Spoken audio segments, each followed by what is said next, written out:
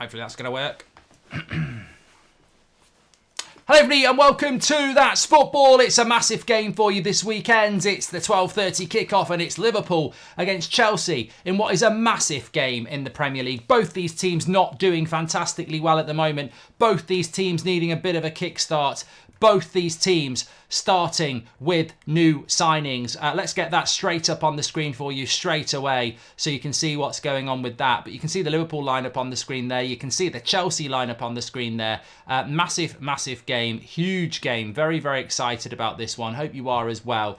Let me just go through those team lineups for you as well. Make sure you smash a like and get involved with the watch along on That's Football. So Liverpool starting with Alisson, Milner, Konate, Gomez, Robertson, Keita, Bjacic, Thiago, Elliott, Salah, Gakpo. That looks like a weak Liverpool side to me. I'm sorry. That does not look very strong in the context of what you would expect from a Liverpool side. Look at it on the screen there. It don't look particularly strong. Not to me. Sorry about that. Their bench has got Fabinho and Henderson on it. Why would you not start those players? Trent Alexander-Arnold's on it. Why would you not start him? Matip is on it. Nunez is on it. Their bench looks a bit stronger than the starting lineup for Liverpool. Talk to me, Liverpool fans. Chelsea, Kepa, Chalobah, Thiago Silva, Badiashile, Cucurella, Gallagher and Jorginho, Ziyech, Mount, Hall and Havertz. Again, I don't think that looks a particularly strong Chelsea side. And I look at the bench and Mudryk is on there and Koulibaly is on there. And I think, you know, again, these teams are where they are because I think they are going through these transitions at the moment, aren't they? And yeah, it's very interesting, very, very interesting. Look at the league table there as well. How is this going to go? What is going to happen here? I don't know. It's hugely interesting. I'm looking forward to this game, but I do see weaknesses in both sides. I don't know about what you think as well, but yeah, lots of people getting involved in the chat. Thanks everyone for tuning in. I hope you're doing well. But both teams odd starting 11s, I think. For both these teams. Get your comments in. I'm just a little bit on the hop here, actually. Let me just get my tweet out. Producer and presenter. That's what we do here. There we go. Interactive as always. Make sure you subscribe to the channel. Bottom right-hand corner to do that. I'm just going to come onto here for a minute because there's a few things that I think we can just change. Bear with me. Okay, that's okay. There we go. We're fine now. Big calls from the managers, yes. Good morning, Mark, says Balance, yes.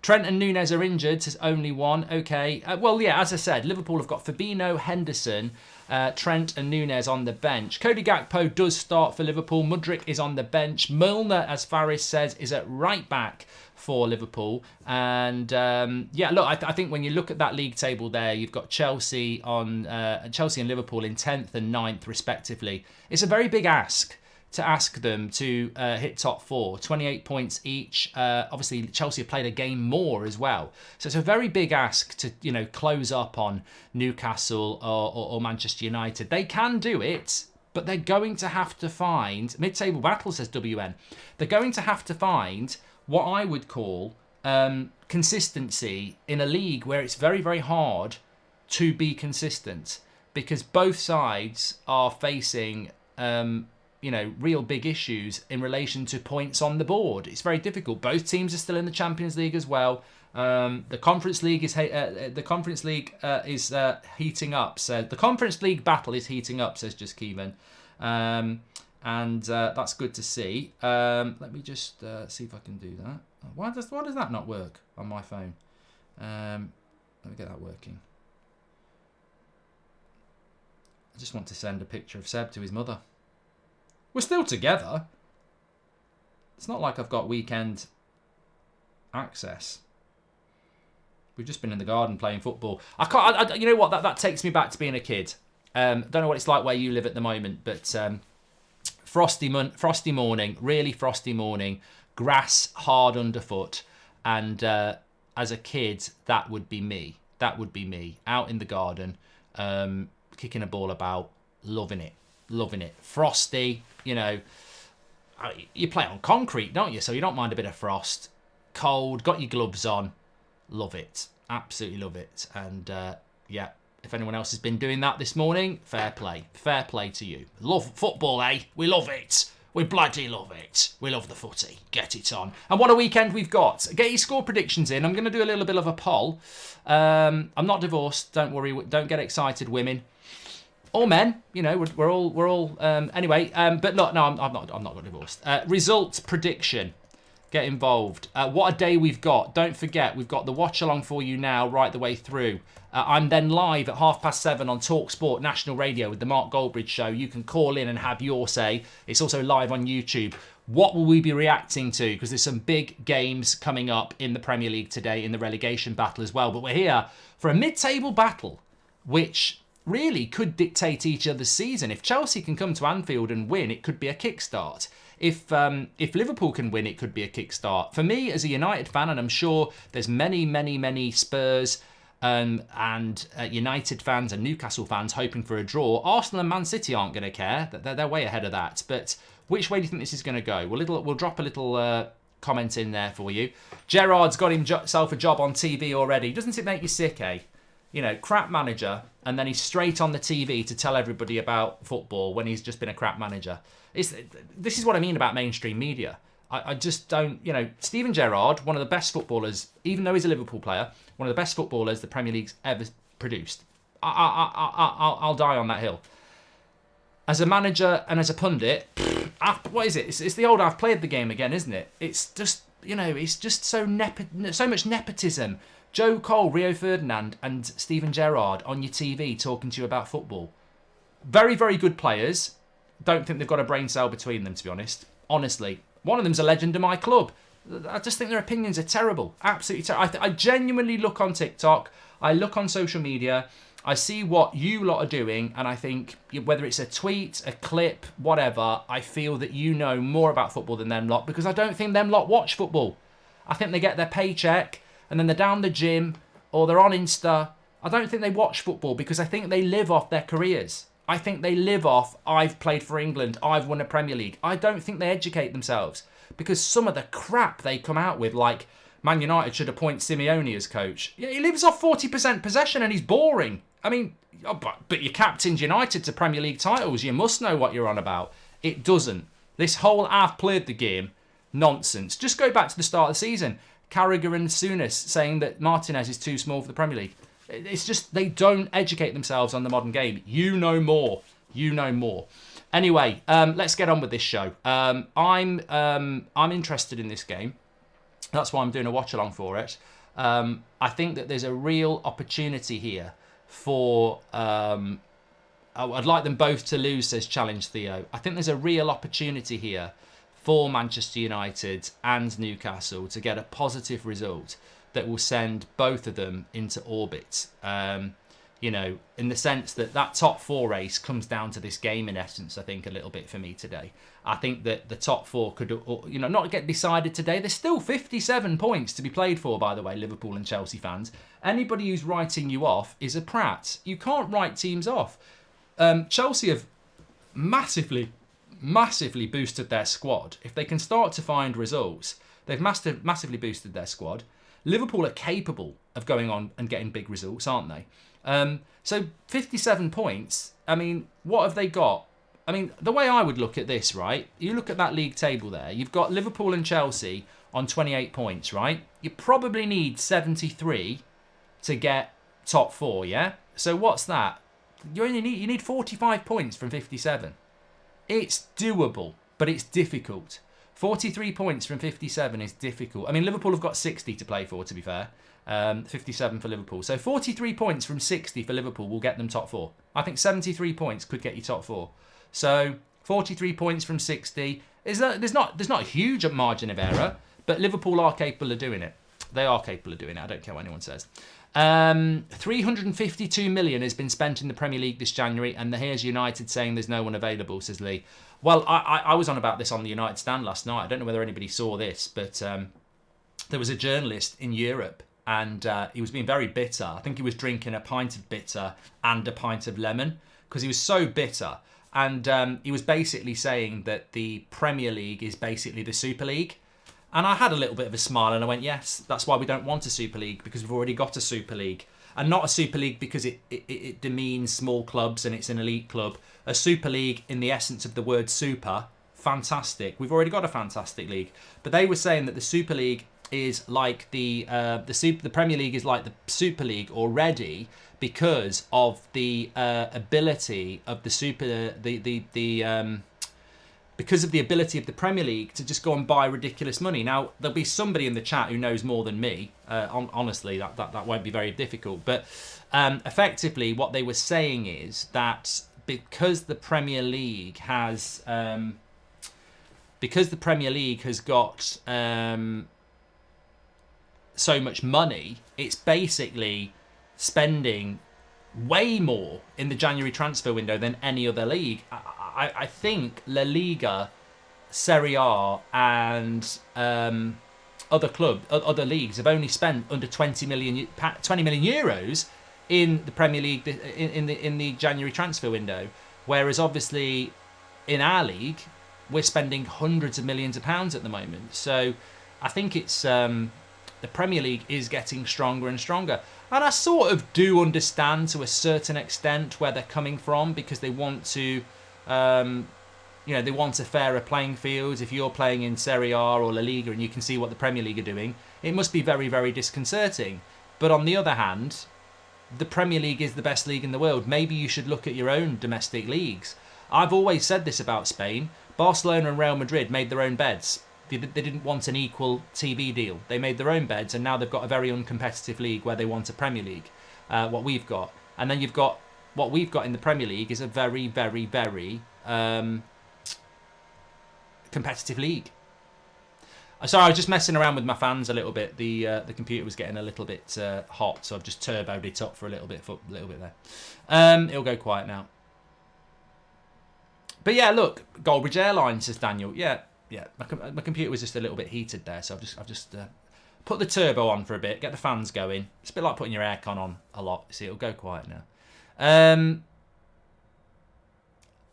The Premier League is fantastic. You've got teams like Everton who can probably spend more than most teams in Europe, whether you like that or not. Spain is more competitive than that. I think the Spanish league has lost it, really. Mark, you look fantastic in that sweater, says Darcy. Please do subscribe to the channel, by the way. Bottom right-hand corner. We're on the road to 900k. Thanks everyone who's been getting involved in the channel over the last week. We've had some really good videos that people have been getting involved in on their weekdays. Normally a 10-minute topical video. Really enjoying those. I tell you what I love a United stand. And United are doing great at the moment. So I'm really enjoying the United stand more than I have done for a few years. But I love this channel. I'm loving talking about general football. I just think the Premier League is fantastic. It's one of the best Premier Leagues we've had.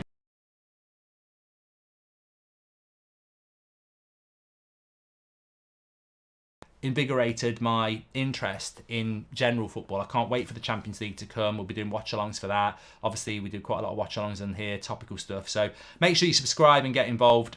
Really, really loving it at the moment. And I think the Premier League is fascinating. It's fascinating. Match of the day, so not avoidable. It used to be enjoyable. I'm loving doing the Talk Sport show. 7:30 till 9 o'clock tonight. Fans of loads of different clubs calling in, passionate about what's going on at their clubs. We're live on YouTube on TalkSport for that as well. But look, this is a great way to start the weekend at Anfield. Liverpool against Chelsea. Mark, our midfield is actually stronger without Henderson and Fabinho, says Jack. Well, I'm interested in that. We've just seen that Liverpool midfield, of course, go up on the screen. You can see Chelsea at the moment, but if you are tuning in a little bit late, Keita, Bjatic, I don't know whether I've got that right. Naby Keita, Bjatic, and Thiago. I mean, look, Naby Keita fit is a good player for Liverpool. He's never bloody fit, is he? Fabinho's been ridiculously disappointing this season. I'm a massive fan of Fabinho. I would have loved him at Man United, but he's massively disappointing. But I'm so intrigued by this game. Harvey Elliott in a front three with Mo Salah up front and Gakpo off the left. I mean,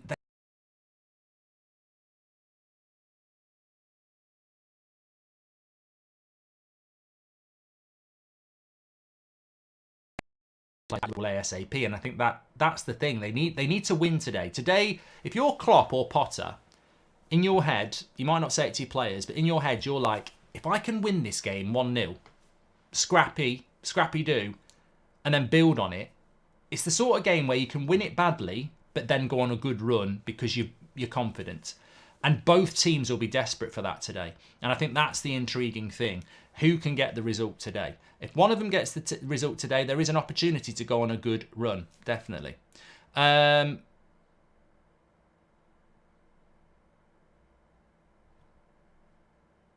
Mark, do you think Newcastle can finish above Man United this season or get top four, says Nico. Newcastle have got a great chance of top four. The reason they've got a great chance of top four is because they're in top four at the moment. They're not going to be playing in Europe. Look at the Premier League in the last couple of days. We've seen Liverpool buy Trossard and a centre-back. We've seen Everton get Danjuma from Villarreal, who's a good player on loan. And we've seen West Ham keep themselves up, in my opinion. I think Danny Ings to West Ham, contextually, is probably the signing of the January transfer window. And people are going to laugh about that. But you look at Danny Ings' record, all right, at Villa it's not been that good, but you look at Danny Ings at Southampton when he actually plays regularly, and that's been the problem. When Danny Ings plays regularly, he scores goals. Goal scorers keep you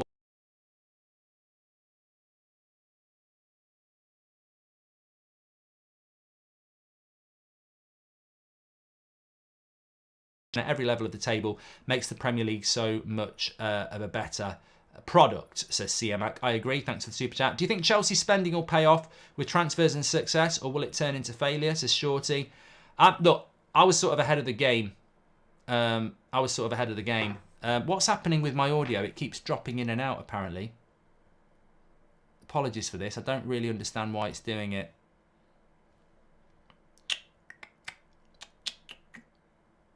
It hasn't done that before. And I've got no idea why. Let me just try something. Remind me what we were talking about, by the way.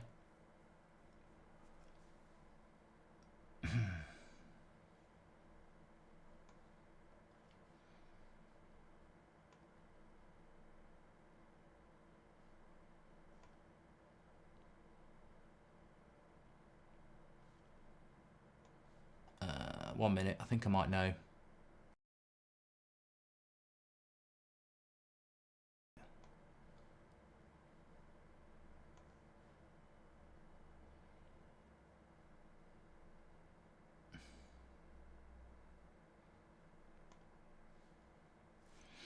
It should be all right. We'll see. We'll see. Live content, you see.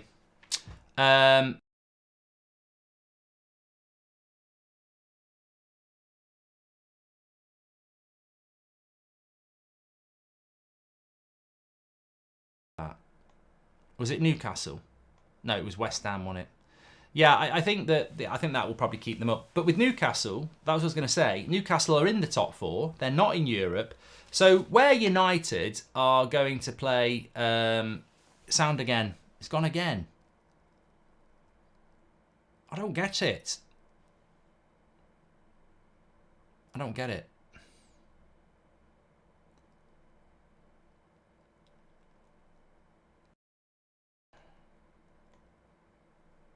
Right, 1 minute. I've got an idea.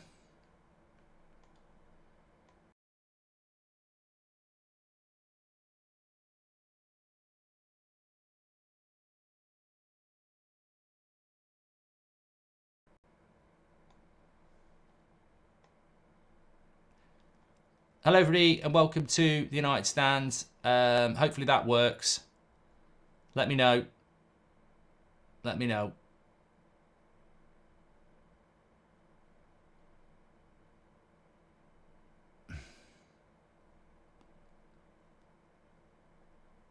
Only in the left.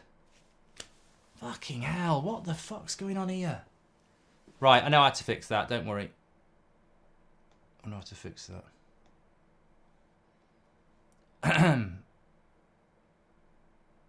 Which one is it? Which one is it?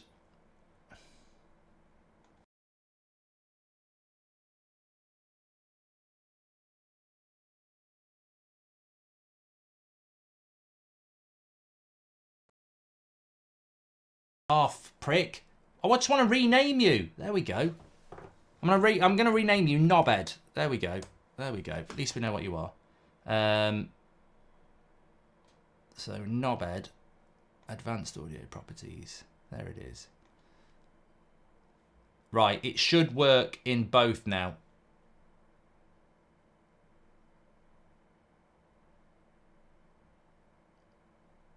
Does it work in both? There we go. Thank you very much. I'm not bothered about out of sync. I'm not. That's to do with your internet because it's not out of sync for everybody else. So you need to sort your own internet out there. Do you think Liverpool are going to focus on the Champions League this year and not focus on the Premier League this season? Then next season play well, great enough, says Harry. Got no idea, mate. It's a bit of a long chat there.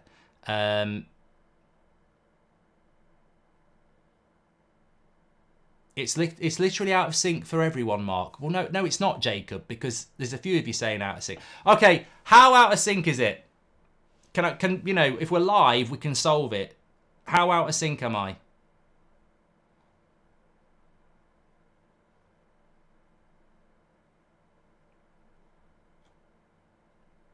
Two or 3 seconds, right? Easy to solve. Easy to solve.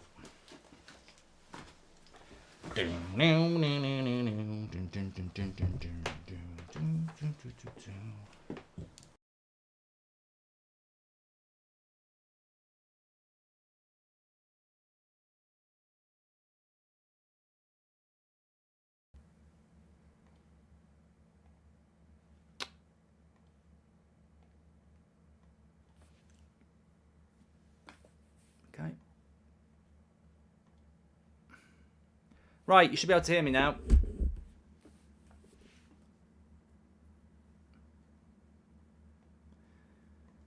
Easy to solve, you see. I'm a genius. Smash a like on the video and subscribe. I solve things live on air that producers would take ages to solve. So there you go. It's not as good. The audio won't be as good because I've had to change microphone, but it won't be awful, to be fair. Sorted. Right, 8 minutes to start the match. I hope you're doing very well. I know what's gone wrong. I've got a new mic, which is above me, which is a very good mic, but it probably needs a little bit more testing. So we go back to the old one. It's really happy. It's smiling at me saying, I thought I was redundant.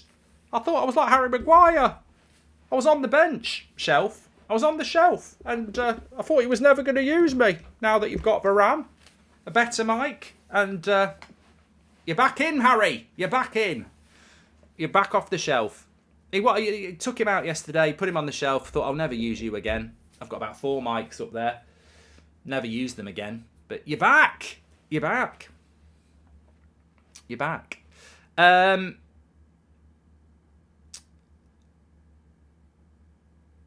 So glad Gerrard isn't my manager, says Will Cumberbatch. You look like Games Master with a floating head. I'm wearing a black outfit, mate. I suppose I know what you mean, yeah. Yeah, well, look, we're ready to go now, I think, after all the audio drama. I need a bit of a drink after all that. We were having a good conversation. Yeah, I think Newcastle will get top 4. I think Newcastle will get top 4 because I think points on the board are so important, and I actually do think that the only 2 teams that can challenge for top 4 are, when you look at that top half of the table, are Liverpool and Chelsea. I can't see Brighton doing it. I can't see Fulham doing it. I can't see Brentford doing it. And I actually can't see Spurs doing it. So I think the only threat to Manchester United and Newcastle for top 4 are Liverpool and Chelsea, which is why this game is absolutely huge, because it really comes down to who's the best out of these 2 teams. So a draw today would be good, because the more points that these teams drop, the more impossible it becomes to get into the top 4 race. So yeah, I think that, and if I'm honest, out of the Liverpool and Chelsea, who do I think they've got the best chance of top 4? Liverpool. I think Liverpool are capable and have still got the players and manager of going on a very consistent run. Chelsea might be in that position in 18 months next season, but Chelsea are going to still be inconsistent. They are. You know they are. They're still very much a team in transition. And I think Chelsea's journey over the next 18 months is fascinating.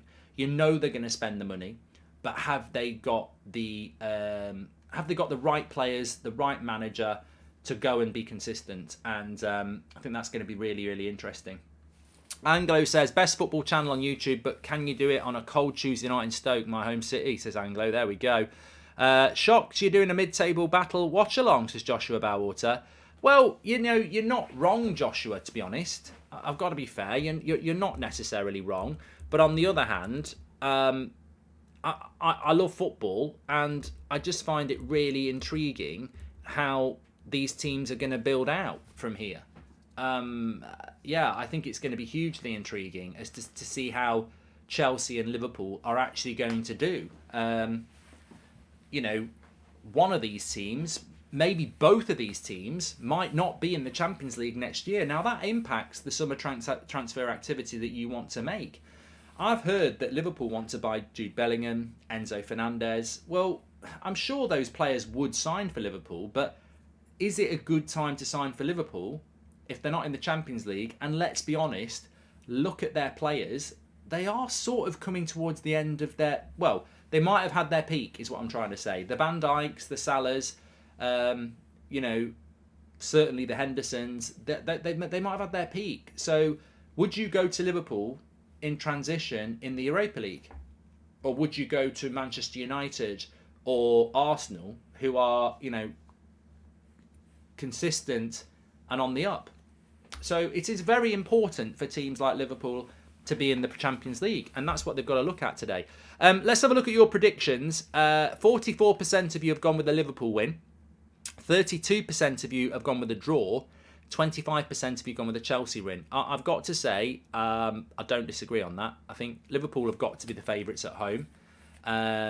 Chelsea, for me, I mean, the Liverpool team is a little bit not as I would have thought, but the Chelsea side, again, is just a little bit all over the place. I mean, I know they haven't got Konate and Kovacic, so it's not like they can pick them. But, you know, Gallagher and Jorginho, Ziyech, Mount and Hall, that midfield five, to me, doesn't look strong enough. Gallagher, Jorginho, Mount, Ziyech and Hall, with Havertz up front. I'm just like, fuck. I struggle to see Chelsea winning this game. I don't rate that front six at all. Gallagher, Jorginho, Ziyech, Mount, Hall and Havertz. I just don't rate it. And I think that's why they're trying to bring in, or they have brought in João Felix, Mudryk. But you know where I think Chelsea have really not prioritised quick enough? And I know they tried to get Enzo Fernandez. But where they've not prioritised quick enough for me is they haven't gone out and got the midfielder. And games are won in the midfield. And I think that is where Chelsea, for me, have made a mistake. Because they could have been a lot quicker in doing that. So I fancy Liverpool to win this today. A draw would be great for United, Newcastle and anyone else in the top four race. But I think Liverpool might do it, even though Liverpool themselves have had to make a few changes. I can't believe Havertz keeps playing up front. I think he's crap. But do you think, and I think he's been really crap, do you think Mudryk should have started or right to pick Ziyech over him, says Wheeler? I suspect that Mudryk is probably not match fit. I don't know. Not trained enough. I don't know. Hi, Mark. So you're talking about Juve on United stand. I'd like McKennie as a squad player, says Daniel Kirk. I'd love him on loan, yeah. Hi, Mark. I love the channel and United stand. I've been sick the past few days and can't sleep past 6 a.m. It's 7:30 a.m. in the US. Thanks for doing what you do. Massive thanks for that super chat, Jake. And I hope you're feeling better soon. Appreciate that. Liverpool have at the moment not the players for top four, says CIA on point. Well, we're about ready to start here. Looking forward to it. Hope you're all doing well. Manchester United play tomorrow against Arsenal. I'm getting my cough back. I had a cough over Christmas and I'm getting it back. Tickly throat bridge.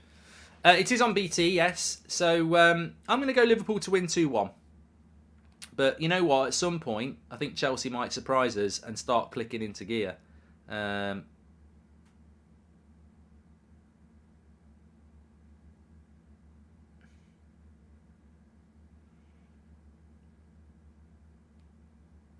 That's a lie.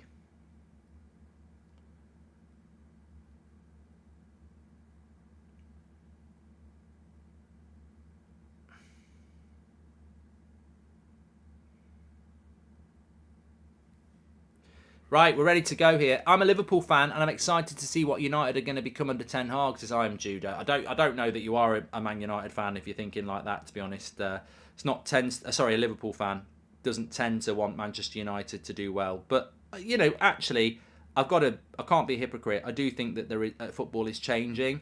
As I said a few minutes ago, I don't really respect a lot of the opinions we get given on the TV from ex-players who don't really seem to follow the modern game and just live off past experiences. And on the other hand, I think football fans are becoming more educated and learned in the wider game. And, a lot of people watch European football, but I think a lot of people watch a lot of Premier League football and don't spend their time watching teams they don't support, gritting their teeth, saying, I'm angry and I hate them. I think people, actually are educating themselves in football and respecting what other clubs are doing and sort of saying, well, maybe my club should be doing that. Hello from Canada. What's your favourite whiskey, says Bran. I've gone right off whiskey. I've got loads and loads of bottles of whiskey. I could show you them. They're just there on my shelf. Get Piers Morgan on for a preview debate tonight, says Nelly. They don't dare. They don't dare. They don't dare do it. I don't know why. But we've kicked off here. The timer is working, which is great. Make sure you subscribe to the channel. Midday kickoffs can be a little bit dodgy. But it was United last week, wasn't it? Makuku signed a new deal at Dortmund. Well, I reported that a couple of days ago. I don't know whether it's been officially announced as well. Thoughts on Danjuma to Everton? I think it's a good signing. I said Danny Ings to West Ham was a good signing, and I think it will keep them up. I think Danny Ings would have been perfect for Everton, but obviously he played for Liverpool. You know what? Danjuma's an interesting one.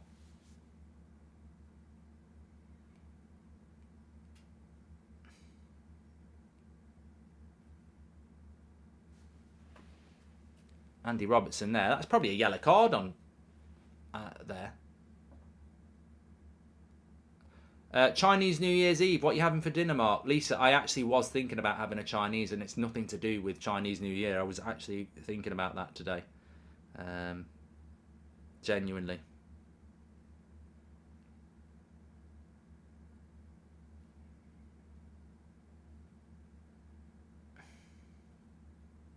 Early corner for Chelsea here. Started off quite well.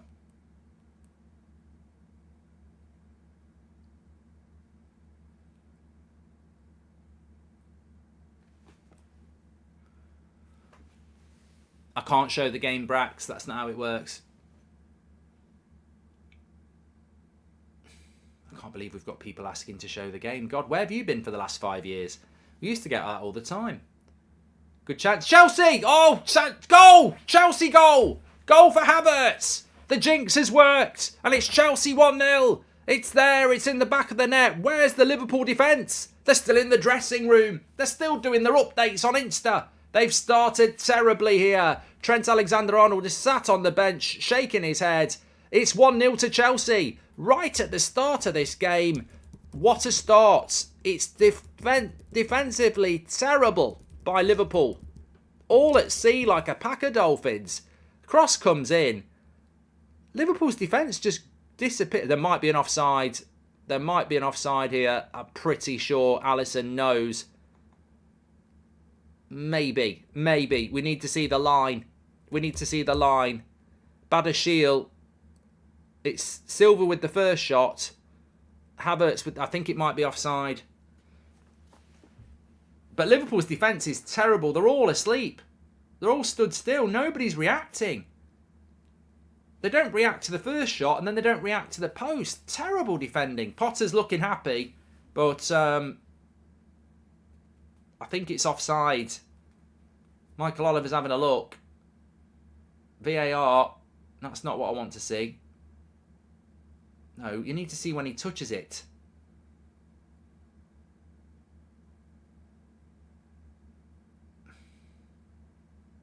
Offside. It's given. 0-0. No goal. Change the score. It's no goal.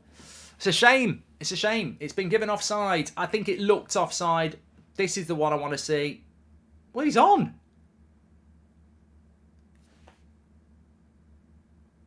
What?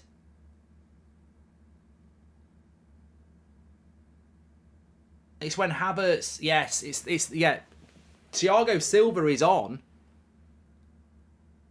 but it's Havertz who's off from the post. Left foot Havertz, yes. Yeah, I'm getting confused because Thiago Silva was on with the first shot that hits the post. If Thiago Silva scores, it's a goal. Mark, can you see Klopp leaving in the summer? Says Wookie. I don't know. I don't think Klopp. I mean, you never know with Klopp, but I don't think Klopp's the sort of person that just leaves because things aren't going well. Although he has done it in the past. They're going through transition, Liverpool. I mean, this is when people compare Pep Guardiola to Sir Alex Ferguson, what people don't realise is that Sir Alex Ferguson went through at least 2, arguably 3 periods in his time at United where we were going through what Liverpool are going through now. Transition. But he stuck it out and built another team. That's what a great manager does. So I'm not so sure that Jurgen Klopp would just, not walk away. I mean, he might do. He might feel like he's done enough, but, I don't know. I don't know.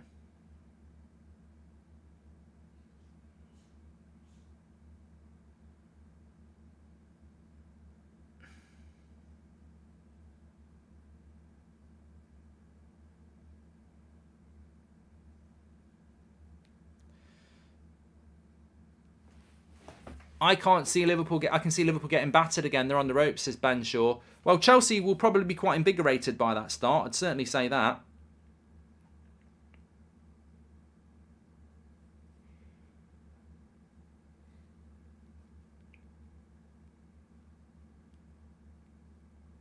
I'm just sending messages about what we're going to have for tea. You got to get in there. You got to get in there early. Fancy a Chinese? I certainly don't think we'll be having a curry tonight.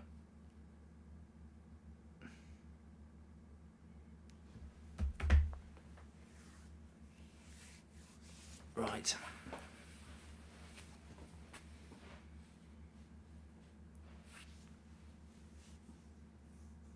Chelsea started off really, really well here. And I do wonder... Look, I'm a big fan of Potter. People don't understand this, but when people were printing off T-shirts with Arteta out and, gobbing off about him getting the sack, like Piers Morgan, I was like, I can see what Arteta's doing. You've not won the league in years. You've been outside the Champions League for 5 years. Why would you not give a manager time who's actually shown hints that he might work? And it worked with Arteta, of course it did. Let it be a draw, says Tumbleweed. It did work with Arteta. I think with Potter... The reason I would give Potter time at Chelsea is, I've said it so many times, but another reason I would give him a chance at Chelsea is because the way Brighton played football for years under Potter was massively impressive. The way that they were confident passing out from the back, the intensity, the confidence to take the ball with the back to your goal, play through a press yourself. I think that the reason Potter got the job at Chelsea was because of the way he played football at Brighton. We haven't seen Chelsea play that way yet. And it's got to be worth sticking with him to see if he can get them to play like that. Because if he can get Chelsea playing like Brighton played, you're on to something there. But Chelsea have started off quite well here. And one thing they have done is they have passed the ball around quite well. And that in itself, I look at that Chelsea side and I think, well, you know what? Cucurella's played for him before. Thiago Silva's a model professional.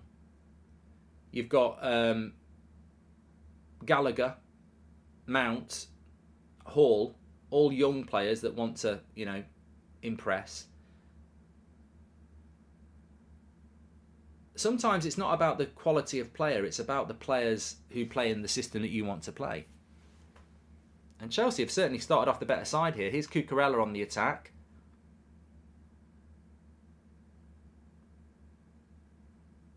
Thiago Silva into Chalobah.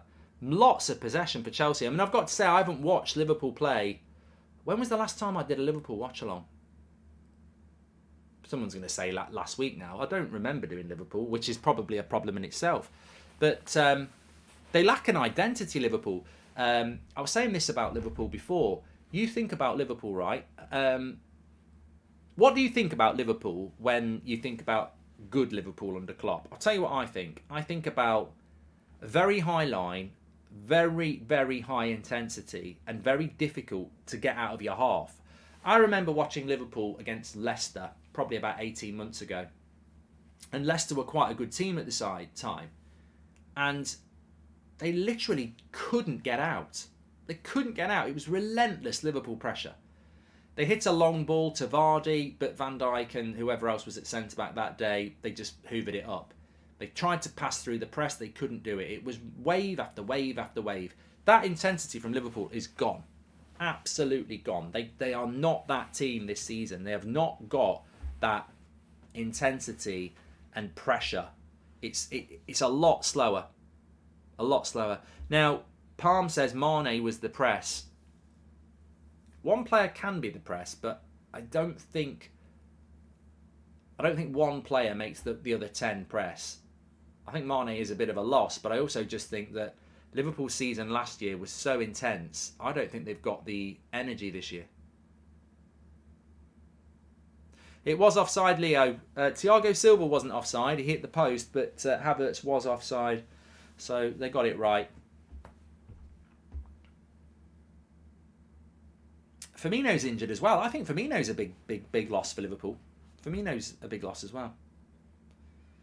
But if you look at Liverpool, they haven't just lost Mane. They've lost Firmino. They've lost Fabinho. They've lost Henderson. They've lost Trent. They've lost Van Dijk. All six, Salah in a way. 6 or 7 of their top star players aren't here anymore. Now, Mane's not physically here, but those players aren't the players they were last season. So they're a bit of a halfway house, aren't they, Liverpool? Mark, my mate is a Leicester fan, and he constantly says this is a boring season. I'd say it's been the most competitive it's ever been, honestly, says Dan. Yeah, but I think for Leicester it's a bad season, isn't it? So, I know that there's been good Premier League seasons in the past when United were crap, and I've hated it. I didn't really enjoy the Leicester season because United were rubbish. I mean, Liverpool had a chance of winning a quadruple last year, remember? And I do agree with Dilworth that Luis Diaz is a massive, massive loss for them. I like Badiashile. I like that from Ollie. He says Badiashile's looking decent. This is a player that United have been linked to Badiashile for about 3 years. Left-footed centre-back. I've jinxed him. He's just played a bad pass now. The amount of times I do that. But I do like Badiashile. He's not the finished article yet, but he's a good player, and he's benching Koulibaly at the moment.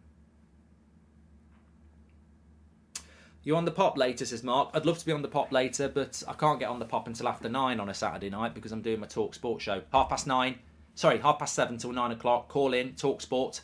Also live on YouTube. Loved it last week. I think it's going to be a cracker this week.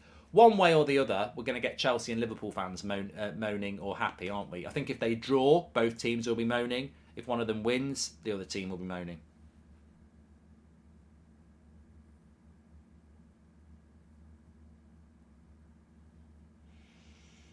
Chelsea have definitely had the better start here. The stats will be going round in a minute. Don't forget to check our stats carousel. Download it. Sponsored by OneFootball. Links in the description. Nice ball into Havertz. What a rubbish shot that was. Links in the description for OneFootball. Or you can download it through the QR code in the top left-hand corner. Free to download. Available on all platforms. Apple, iOS, and everything else. Android. All your latest breaking football news, stats, transfer news on OneFootball. Give it a go for free. I'm just praying for a Goldbridge option on the red button of Sky and BT, says Leds. You know what? I don't know. Liverpool miss Mane, says Tumbleweed.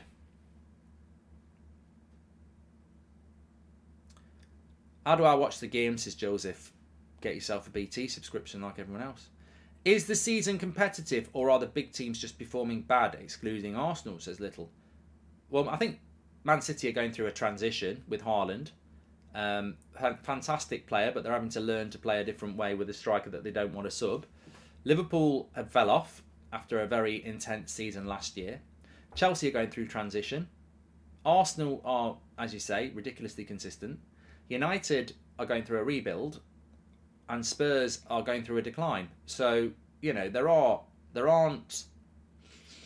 This is certainly not like last year, where you've got Liverpool and Man City at their absolute best, fighting for a title. The reason it's so competitive is because it is going through. There are a few teams going through transition or decline, but that's how Leicester won the league. Leicester won the league because everyone else was crap. I think the season that Leicester won the league, their main rival was Spurs, really, but then they bottled second right at the end, and Arsenal took it. What's your opinion on men peeing in the shower? I'm asking for a friend, says Callum. I really don't see what the problem is. If you're in the shower and you want your urine to be part of the shower, then it's gone straight down the plug hole anyway. Well, I genuinely don't see the problem with it. It's not like pissing in the sea, of which I've got controversial opinions on that, which I'm not going to go into. But having a wee in the shower, I'd be disappointed if I didn't. For me, a shower tends to trigger the need to have a wee. I wouldn't go as far as when I have my morning shower and I need a wee, I'll just get in the shower and have it. I will go in the toilet, but if I'm in the shower and I get the urge, just go for it. What's the problem? Come on, no one else is in the shower with me. We're not having a golden shower, that's something completely different. As long as no one else is in the shower with you, crack on. I don't see how Bobby fits in at Liverpool anymore, says Tom. The positive of Firmino at the moment is he might not be part of your future, but he could be part of your present. Firmino knows what to do in this Liverpool system. So they could do with that at the moment. I can't believe I'm getting high fives and respect for having a wee in the shower. I mean, the great thing is somebody could walk in on you. I drink loads of water, so my urine colour, without being crude, ain't yellow. If you drink a lot of water, your urine colour is basically very clear. So the great thing about having a wee in the shower if you drink lots of water is camouflage. You could invite the wife in and go, look at me, I'm having a great shower, and you could be having a wee at the same time. She wouldn't know, because if you drink a lot of water, your urine is the same colour as the water. So you could stand there going, yeah, well, I wouldn't mind a Chinese tonight. They've got no idea. Now, if you're very dehydrated, you're never going to get away with it because that shower's going orange very, very quick. But if you know, you know. If you drink a lot of water, your urine... There's a chart for that anyway, urine colour. If you just had a Barocca, you're never getting away with it. That'll be a luminous green. Big shout out to Barocca, by the way. I don't know whether they're good for you, but bloody hell. They don't give you a kickstart. Ben Foster told me he has about 3 a day. I said, Ben, I don't think that's normal. You're not meant to have 3 Baroccas a day. My hairdresser was telling me yesterday that somebody he knows, they don't have breakfast, they have a Red Bull and a cigarette. I'm like, they'll be dead by the time they're 50. I would never have a pee in the bath. That's disgusting. You're just basically washing yourself in urine. Anyway, let's get back to the game. That's 2 minutes. We'll never get back. I think Kelleher is better than Alisson. What do you think? Says Reese's channel. I think that Alisson's the best player I think he's the best goalkeeper in the league. I just think he's. Actually, I think Alisson. I haven't watched a lot of Liverpool since the World Cup, but before the World Cup, I think Alisson was Liverpool's Player of the Year. I remember watching them play against Forest. I know they lost, but he made about 3 world-class saves. I think Alisson's going through a bit of what I call a De Gea, where, the team's not playing well, you're not very high in the league, but you're having a good season. Do you think other football fans will give Arsenal respect for winning the league or just say it's because of luck, says Elfie? No, I think there's a lot of respect for Arsenal out there. I do. People keep saying Liverpool had an intent last season, but they literally played 3 more games than Chelsea. They just had a phase which is over now, says Akshay. I have a theory on Liverpool. Here's Salah down the right-hand side. Terrible cross. Well, it's not terrible because Chalobah hasn't headed it very well. But Harvey Elliott, it was offside. I have a theory on Liverpool. Best way to watch the Prem. You make my day. What's the best shop in Wakey? Says Mike. I have got some Sneak today, actually. We're not sponsored by them, though, so I'm not going to start saying anything. But please use the code SNEAKBRIDGE. I'm on a nice blue raspberry today, which could be good for Chelsea. what I was going to say is I have a theory on Liverpool, and I have shared it with you before. I think Liverpool are incapable of going for what happened last year. Here's Gakpo, terrible shot. I think Liverpool were incapable of trying to do what they did last year and then doing it again this year. Have you reconsidered the wiping before the shower, says Tom? Never. I think it's absolute filth. Absolute filth, Tom. Disgusting.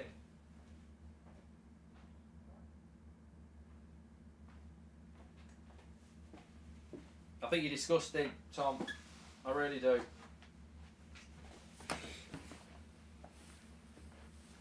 No, but I mean, I'm no Liverpool fan, so I don't need to do this. But if I was a Liverpool content creator, I would do an article right now on your pressing percentages and intensity stats from last season at this time and this year. And I guarantee you, it's gone down by 20%. And there's your problem. You know, football is very easy.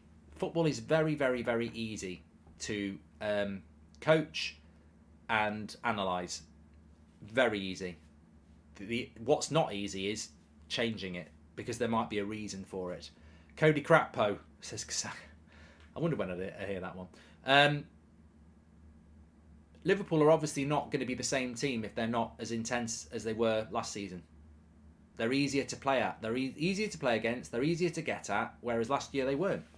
Is there any way to sync in with your commentary? Cheers from USA, says Tio. I don't know what you mean. I don't know what that means, Tio.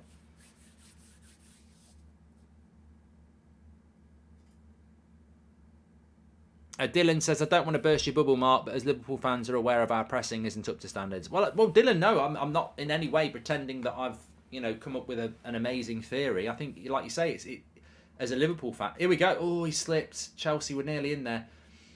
As a Liverpool fan, you watch your team every week. It's like with me with United. I know what United's problem's been for the last 5 years. It's not having a player like Casemiro, and now we've got him, and it makes a big difference. So Liverpool fans will know what I've just said. Of course they will. But as outsiders, I think some people don't really understand it. Here's Havertz, Mount, Hall. Oh, he shoots across the face of the goal. It's going to go for a throw-in. Any good at chess, Mark, says Toby. I am good at chess. I am good at chess. I'll write it down, actually, because give me games that are 1 against 1. Table tennis, chess, pool, darts. Matt, that's the second time Mason Mount slipped on the floor, Alex. It is. You're right. You're right. Connect 4. I like that one. Dominoes. Badminton. I'm good at badminton as well.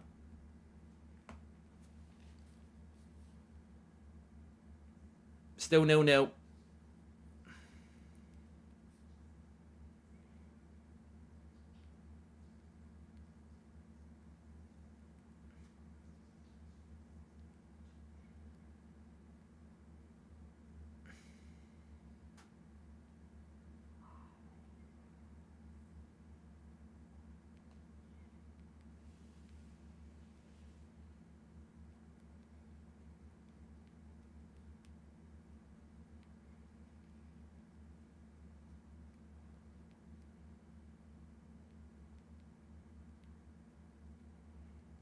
Have you seen her? Have you heard? The way she runs, there are no words to describe the way I feel.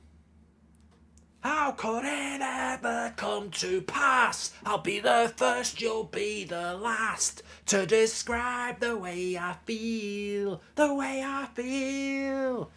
Love that song. She bangs the drum. Cross comes in from Chelsea. Liverpool clear it away. Quality in the final third from both teams is shite. Slow Sports News. Let's go live to Anfield for Mark Goldbridge. What's your opinion? Quality in the final third, Jeff, is absolutely shit. In fact, it's making me want to have a big poo at half time. I'll speak to you in the second half, Jeff. Conor Gallagher straight at the keeper. Did you see Suarez hat-trick on his debut, Mark? Says TH. No. Mark, look how easy Chelsea get at our back four. It's too easy, says Jack. 100%. Chelsea are dominating Liverpool here.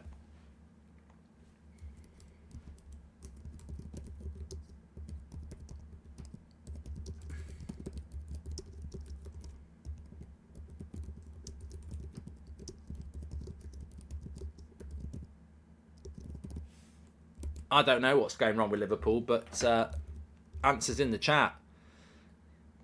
They're just unrecognisable. Would you rather have ENIC and Daniel Levy or the Glazers at your club, says Wookie? I wouldn't like either, to be honest, but Levy would be better than the Glazers. At least he cares. Levy does care. Whatever his incompetences, and I'm sure they are many. The Glazers are dreadful.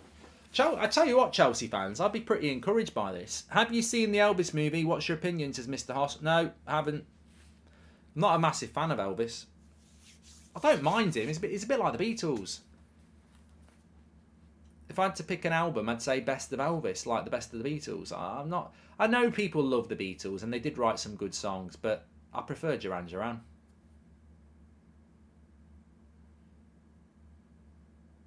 I suppose that's what makes the world great, isn't it? We're not all sheep. I mean, there's no doubt that the Beatles are one of the most inspiring bands in history, but I do prefer Duran Duran. Ordinary World, what a tune.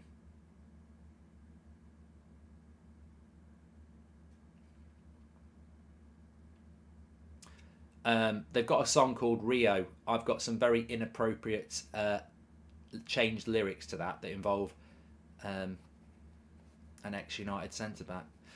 This statement is getting clipped, says Owain.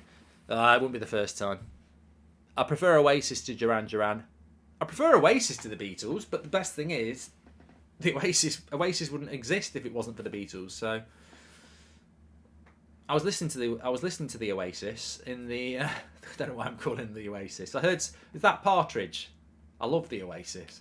I was listening to Oasis in the garden. Me and Seb were playing football, and I took my speaker out there, and I was listening to the Master Plan. So I'd listen up on Rocking Chair and Master Plan, blasting it out in the garden. Neighbours will hate it, and if they said anything, I would have thrown my can of Red Stripe at their windows, took my Benson out and gone, have it.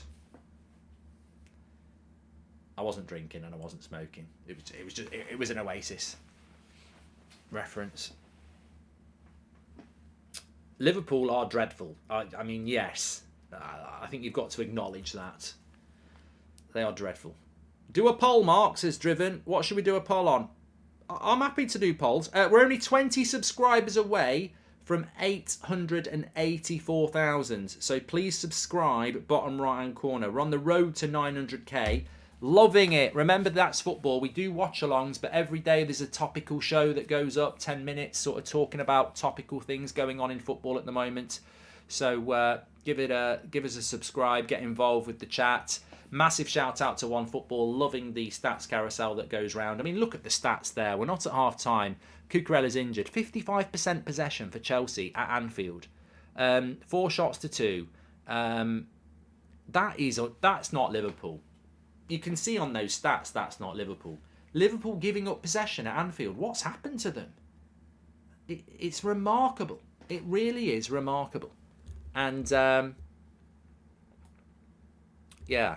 Cucurella is down injured at the moment. Can I just say this as well? I saw something yesterday about Chelsea being investigated for, or potentially being investigated because they're giving players long contracts and they are, circumventing financial fair play rules, basically cheating. Can we just stop being a bitter set of twats? I mean, what Chelsea have done is very clever. They've got the money and people are moaning about it. Man City have been doing this for years. Chelsea have got money and they're spending it. I wish Man United did. I'm sure Liverpool fans wish they did. All Chelsea are doing is spending the money that Todd Boehly said would be spent when he was bidding for the club. And people are getting bitter about it. They're spending money.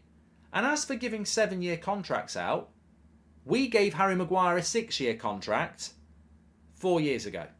So why are people... Look, I think giving 7 and 8-year contracts is ridiculously risky and stupid, but we gave a 6-year contract to Harry Maguire. So, I just think people are bitter. If you were a Chelsea fan, you'd love it. If you're a Liverpool fan doing it, you'd love it. If United were doing it, we'd love it. It's just jealousy. Definitely looks like United and Newcastle top 4, says Shell.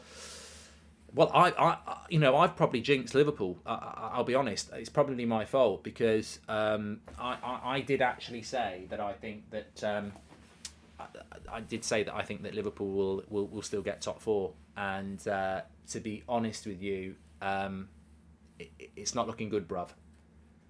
It's not looking good. I'm not going to change my prediction, but it's not looking good, is it?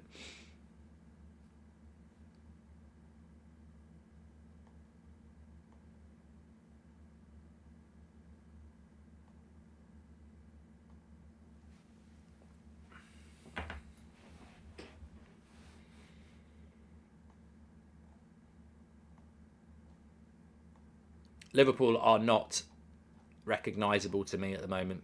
I mean, obviously it's quite enjoyable as a United fan, but I can see why Liverpool fans are so concerned. You're drifting. You're drifting. And they can't even use the excuse of having a new, a cloud over them because they've got new owners coming in. Because they've got, Man United have got that, and we're doing really, really well. I think the only genuine explanation for Liverpool is fatigue, mental fatigue, tiredness that is running over from last season. It's the only logic, isn't it? And they're missing players, Mane, of course. But Chelsea got a free kick here.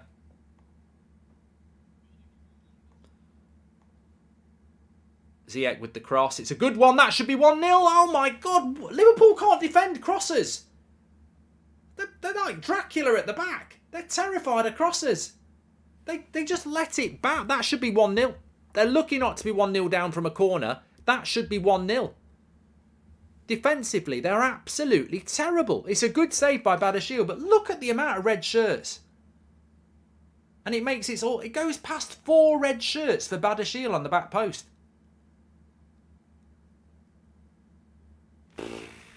They're very lucky. They're very lucky not to be 1-0 down here. Chelsea have been the better side and Liverpool look lost. It's another free kick. There's another free kick coming in here. Given the situation with Conte at Spurs, can you see him getting the sack and Poch returning? And do you think that would go well with Spurs and Daniel Levy fans, says the Beast? As a United fan, would love a draw, says Finom. I think we all would, yeah. Well, I don't know whether we've got enough. It's gone out for a goal kick. Should Poch go back to Spurs? We'll do a poll on that. I did a video this week on this channel. It's over for Conte and Spurs. It's over for Lampard and Everton. The question is, when do you want to end it? We're not in control of that. But it's over for Lampard at Everton. It will end at some point. And it's over for Conte at Spurs. It will end at some point. The script has been written. I've said this so many times. Name me a manager who basically loses the fans and then turns it around. It never happens. It never happens. So Spurs do need to be thinking about what's next. And in the quest to find out what's next, they definitely need to consider what they want to be. I know Spurs don't win things. We all know that. But they need to become what they, once were, which is Spurs were always a team that were quite exciting, and they've lost that. I'm not saying they were winners. We know that they've never been winners, but they were always an exciting team, and they've lost that.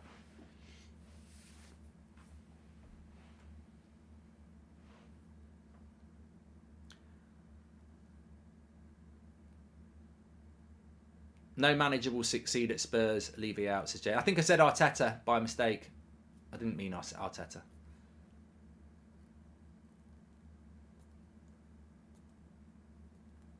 I mean, I can give you a quick summary on how Spurs win trophies. They do what United and Liverpool are doing. You need rich owners. You need to be Newcastle. Spurs need money.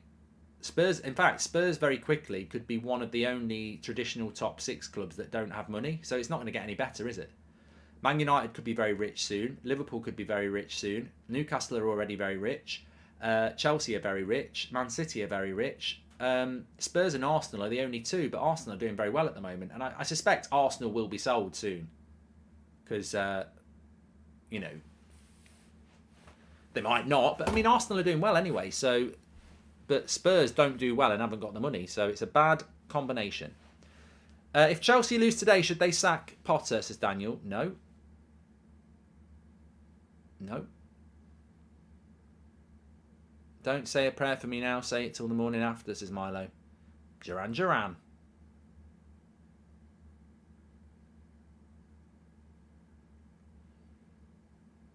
What's your thoughts on Kane to United to Squid? I think there's a very high chance it'll happen. I spoke about it in depth on the United stand last night, but why are we talking about summer signings when we need January signings? And also, why are we talking about summer signings when we might have new owners by then who, you know, might say go and get Mbappe? It's just all spin. 2k on this game, 0-0, 24k payout. Looks a good chance. Chelsea can't score and Liverpool can't create. Making money off the mug clubs, says Navu. I'd be stunned if it ends up 0-0, mate. Dangerous game you're playing there. I've played that game. It's dangerous.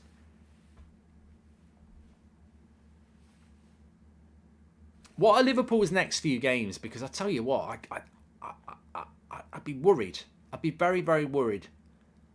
I did say before this game, I got Brighton away in the cup, Wolves are away in the league, and Everton at home, and then Newcastle away. I mean, yeah, it's not easy. It's not an easy league. Chelsea's next game is Fulham at home in the Premier League. They've got quite a big break, Chelsea, because they're out the FA Cup and they're out the Carabao Cup. So Chelsea got a good break after today. They don't play for basically 2 weeks after today, Chelsea. Bloody hell. You can't buy that at the moment. Man, bloody hell, that is amazing. So they've got Fulham away in 2 weeks' time. Well, it's a Friday night, so just under 2 weeks. Then they've got West Ham away. Sorry, got Fulham at home, West Ham away, and then they play Dortmund. That is, you know, United fans will empathise with me here. Chelsea don't play a game for 2 weeks. In that 2 weeks, United will play 4 games. 2 weeks off. Oh, that's amazing. That'd be good for Chelsea. Tell you what, Chelsea. I bet that's why Chelsea are playing like this. I bet Potter's saying, get a result, 2 weeks off training, fresh legs. I mean, you can sort of see the motivation of Chelsea, can't you? Corner to Liverpool here. They've done sod all in 38 minutes, really. It feels like it's at Stamford Bridge, but it's not. It's at Anfield. That's definitely been confirmed. Maguire is a CDM for tomorrow. He'd boss the midfield, says Will. Yeah, looking forward to that tomorrow. Massive game. It'll be on the United stand. Very, very excited about it. My prediction is a draw. I think it's going to be hard.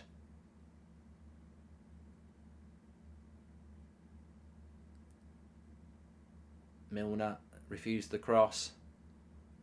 I mean, they've got options on the bench, Liverpool. They can only get better. Salah! Oh, what's happened to Salah? You see, Salah's not the same, is he? I don't know what Salah and Son did when they got the Golden Boot, but that Golden Boot award needs testing. You know, it's Son and Salah are just not the same. Hopefully with new owners we get Rangnick back as sporting director, and with Eric Ten Hag, player development could be dangerous for years to come, says Ricardo.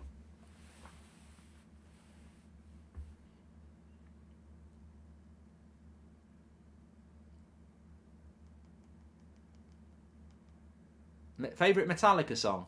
I don't think I'm massively into Metallica that I would know enough of their songs. I like AC/DC and I love Thunderstruck. Oh, I love that. I love that song. Thunder! Na na na na na na na na na thunder! That's why I used to call the TUSFC home ground Thunderdome. Although I do like the Tina Turner song as well.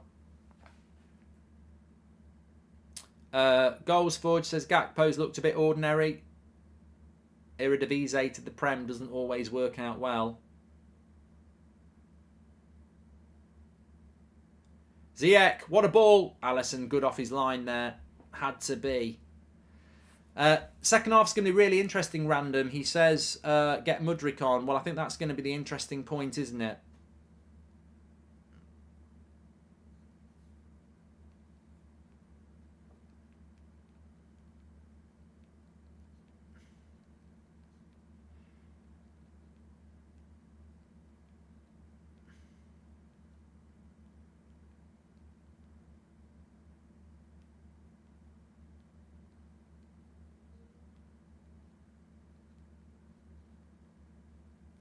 Offside for Liverpool there.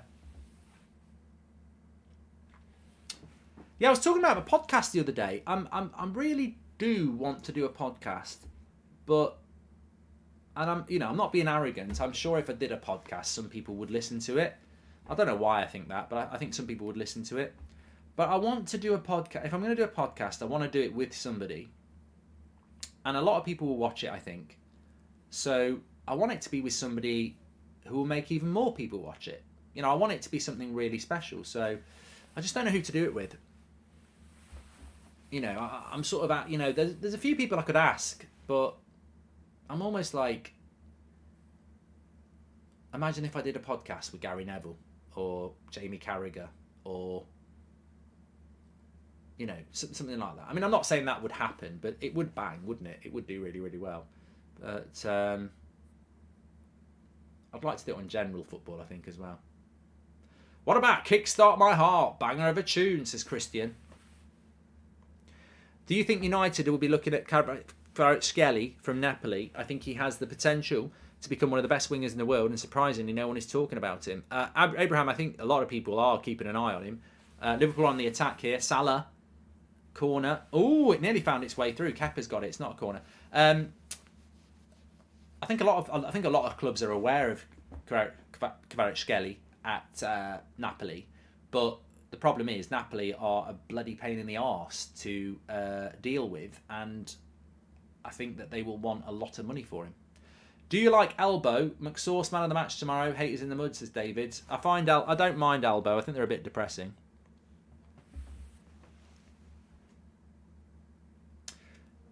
I don't like Punk. Miss. I don't.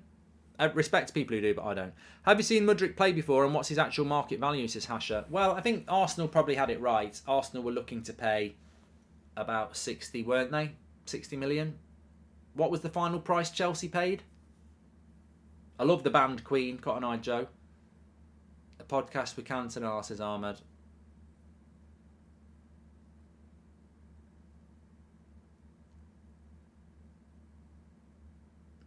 If João Felix was playing, Chelsea would be winning, says Corruptness. I think that red card for João Felix has cost Chelsea dearly, because I really think João Felix would have kicked you on. You are getting better, but imagine João Felix. When's the next lasagna, says Ben.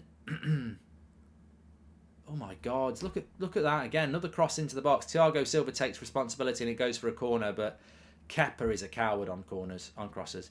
Sure, over Zinchenko in your 11 is mad take, says Lewis. Well, no, it's not. It's an opinion, mate, and your opinion is different to mine. But I would never take Zinchenko over Luke Shaw. Not even when he was at Man City. I wouldn't do it.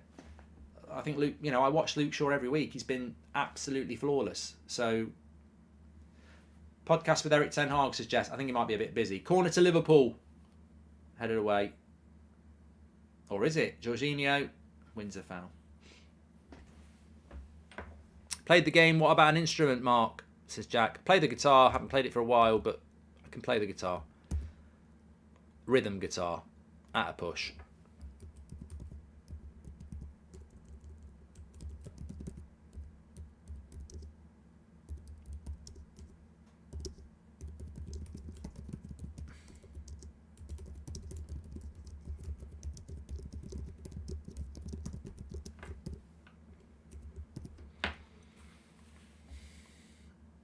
Please do subscribe to the channel, by the way. Get involved with That's Football. You're all very welcome. 0-0 at half-time here. Sort of has that Saturday lunchtime vibe, doesn't it? We don't normally get amazingly high-scoring games on a lunchtime game.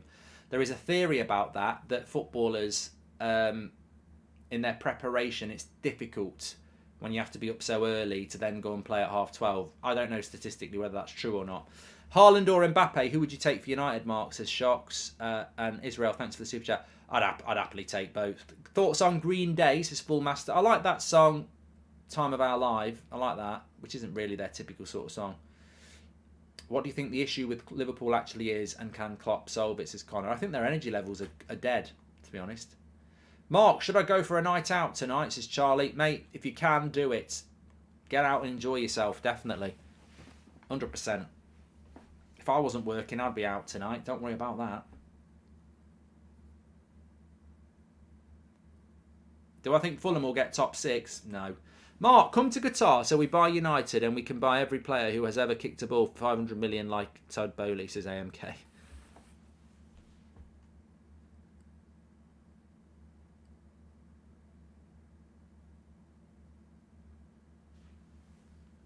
Gakpo would have looked better in a United kit, says Ricardo. I mean, you know, lovely ball into Salah here. Liverpool starting to come into the game a bit more. Oh, Salah's finishing is dreadful, isn't it? What's wrong with Salah as well? Goldbridge and Gail Platt podcast, says Manchester. She's very busy.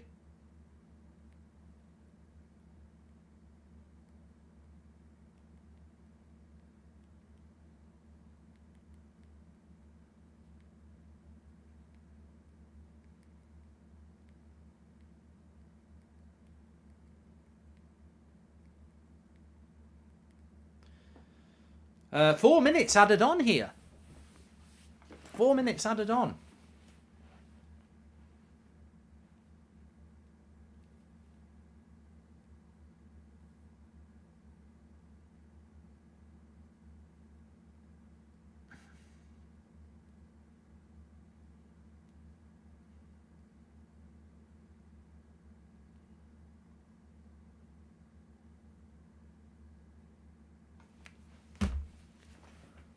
Man United will look to sign a creative player, maybe one in last hours of the window, says Fabrizio Romano. Said, okay. Mark, thoughts on having a trio? I love it when you read something and you're not expecting it. Thanks for that, CIA on point. Let's answer the Romano thing first. Nice ball in here. Robertson's got to get there and does. Chelsea had a 3v1. And Liverpool have been pushing a little bit here, but Robertson did well because Ziyech was right on his tail. I don't know what happened with Liverpool here. They ended up in a situation where Robertson was completely exposed but did well. Why would United be looking to buy in the last few hours of the transfer window? Mid-table clash, says Chris Brown. Yeah, why would you openly... Why would Fabrizio Romano know that United are looking to do business in the last hours of the transfer window 10 days away? I mean, what sort of structure's that? So that's a bit of a weird one if that's true. As for a trio, well, who's to say I haven't had one already? Mark, did you see the rumour of Royce to United, says Wookie? Yes, I did. 3 ankle injuries in the last 6 months. 33 years of age... and an injury record that could rival Phil Jones. I don't think that Royce is the right player for Manchester United or any Premier League club, to be honest. I like the player, but yeah, not for me.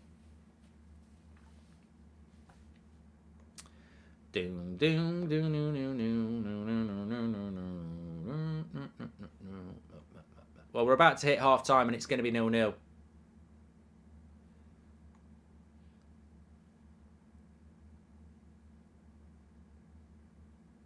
Apparently, Manchester United want to offer Alejandro Garnacho an 8-year contract, the longest contract ever offered by the club.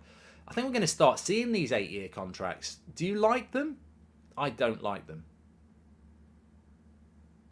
I don't like these 8-year contracts. And it doesn't matter who the player is, but I don't like them. I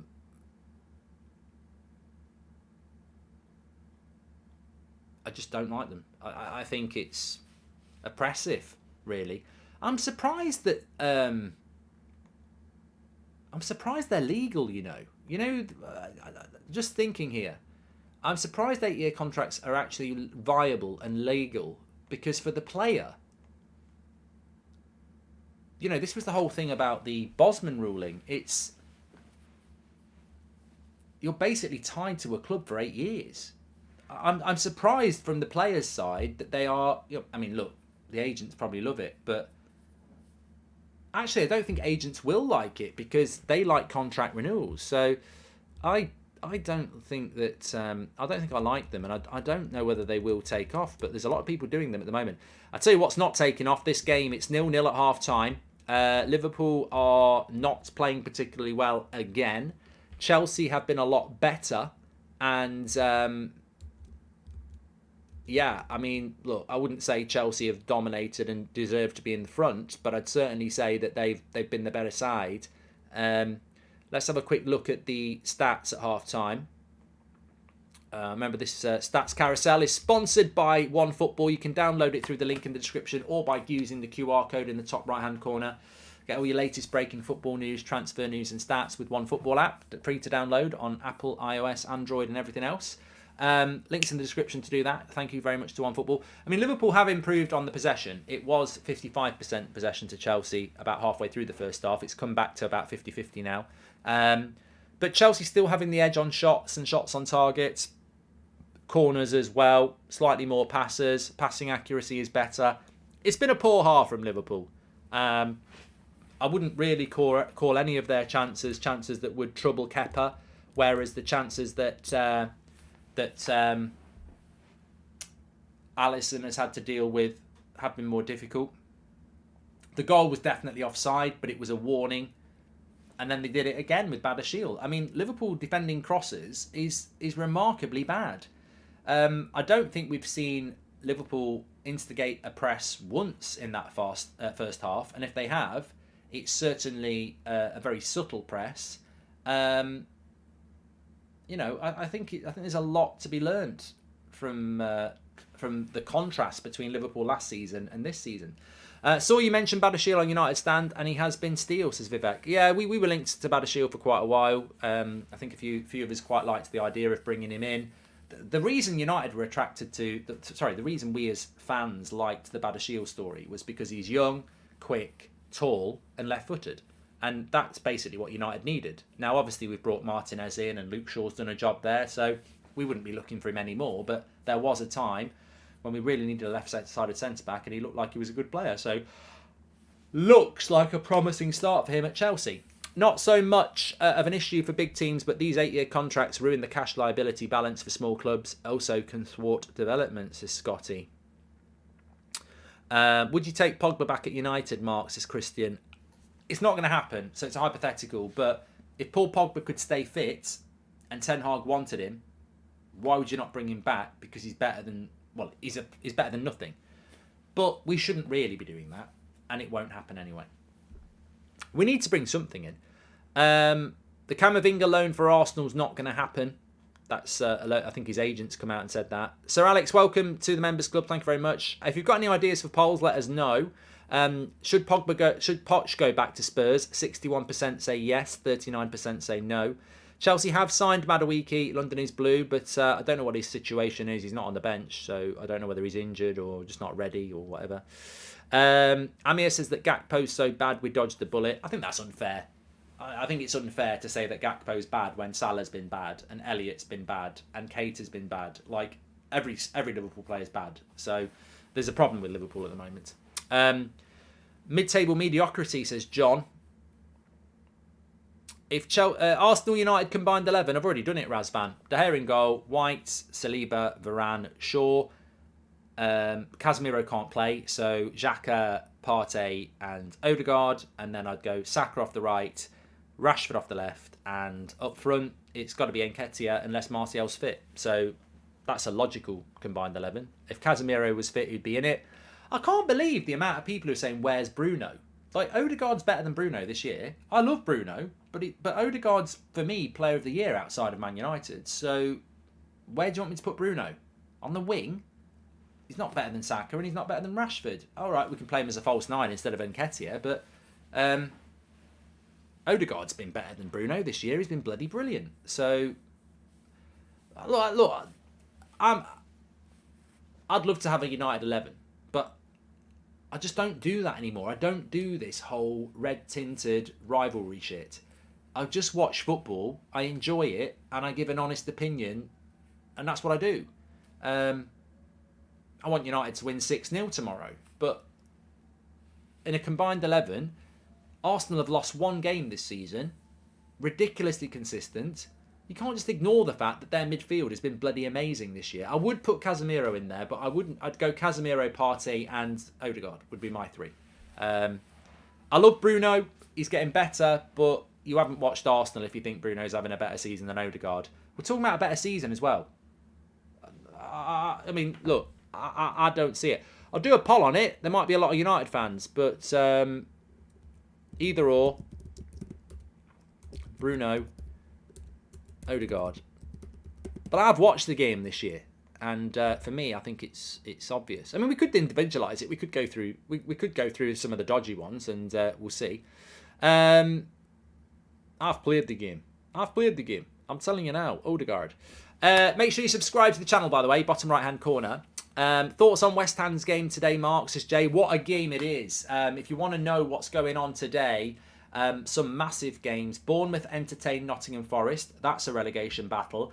West Ham against Everton. That is huge. Absolutely huge. There are others as well. Newcastle at 5:30. They've got a difficult game going on. They're away to Crystal Palace. So some massive, I mean, I love the Premier League at the moment, I'm sure we all do, but some massive games. Southampton entertaining Aston Villa as well. Leicester entertaining Brighton. So, this is the thing about the Premier League at the moment. Every game has got something going on. They got something going on, girlfriend, because they have got something going on, because there's a huge relegation battle with 7 teams in it. There's a huge race for the European spots. I think Aston Villa are the only team that is technically boring. And that's not Villa's fault. They'd rather be where they are than in the relegation battle. But Aston Villa are the only team that, when you look at the table, they're technically mid-table. Aston Villa have got 25 points, which puts them sort of 8 points away from the relegation battle. And then they are basically, 10 points away. Sorry, no, they're only 5 points away, to be fair. I mean, Villa, if they win, they start to get into it themselves. But Villa are technically sort of mid-table at the moment. I suppose Chelsea and Liverpool are as well. But yeah, look, every game's got something on it at the moment. Really excited. Don't forget, that reminds me, 7:30 today, or should I say tonight, 7:30 tonight, I am live on YouTube. I'm live on YouTube, but I'm live on TalkSport, National Radio with the Mark Goldbridge Show. You can call in and have your say. You could be talking to me on National Radio. I'd love that. Or you can get involved on the live chat on YouTube, or listen to it in your car, your house, even having a walk. 7:30 on National Radio, Talk Sports, the Mark Goldbridge Show. Call in all the way through till 9 o'clock. Can't wait, because there's so many games to get into, as well as games tomorrow, like Manchester United against Arsenal. What do I class as a mid-table team? Well, I know technically mid-table is like 9th and 10th, and you've got every right to say that, but what I class mid-table is, you're really not in anything. You're not involved in anything. You're not involved in the relegation battle, and you're not involved in the race for Europe. And I think Liverpool and Chelsea still very much, because of the quality they've got, are in the race for top 4. Maybe not top 4, but they are in the race for Europe. So I think mid-table is when you've really got nothing to play for, which, Villa at the moment probably are sort of getting stuck in that area. But a couple of wins for them, they might be able to get themselves into a European race. it's all there to be played for. I think second half in this game is going to be really interesting. It's about what's on the bench, and it's about who. I mean, to be honest, Chelsea have been doing really, really well. But if I'm Jurgen Klopp and I'm looking at that bench and I'm going, look, we've played absolutely dreadful in that half. Arguably, we could be losing. I've got Fabinho, Henderson, Trent, Nunez on the bench. I've got to start looking at making some subs. He's not got many attacking options. That's a problem. Nunez is literally his only option there. Chelsea's options are quite good. Mudryk, Aubameyang, Loftus-Cheek, Fofana, who is the young striker, Chukwuemeka. Look, Mudryk is the player we're looking to see, isn't it? But this is a game, I said at the start of the game, if you can win this game, then you can and you can win it badly, it could still be a start. And remember what we said about Chelsea. Chelsea don't play for 2 weeks after today. They've got a 2-week break after today. Well, 13 days. They play Friday night against Fulham, 2 weeks last night. But, I mean, that's a bloody godsend.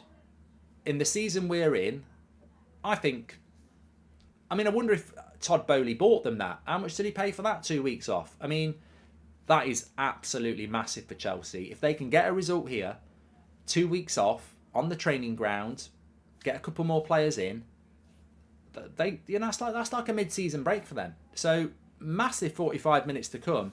And as I said, I don't think it's about how you win, it's about winning. Whichever of these teams find a way of winning, it could be a kickstart for a decent end to the season. But as I say, as a United fan, I'm sure Newcastle fans feel the same. A draw would be great. It would be great. But it basically is a winter break for Chelsea, Kieran. You're absolutely spot on. Both these teams are doomed this season. Can't see either in Europe next season, says Mickey. Well, I predicted this with Arteta, and I'm going to do it now with Potter. I've seen quite a lot of Chelsea since the appointment of Potter. I've watched them play 3 or 4 times since Christmas, and Man City, I know they lost, but I saw better organisation. Fulham, I think they would have won if João Felix hadn't been sent off. And Kepa is crap. Kepa's cost them 6 points, by the way, Fulham and Man City. And today they look really good. I can see the improvement with Chelsea. I think by every game they are improving. I think in every game they are playing better football and getting closer to what Potter wants. I don't think this season is a write-off for Chelsea. I think they have the potential to go on a good run. What they need is a bloody goal scorer. They need to sort that out. But do I think Forest will stay up? At the moment, I think you've got a good chance. Southampton and Bournemouth are going down, in my opinion. Who goes down with them? Leicester.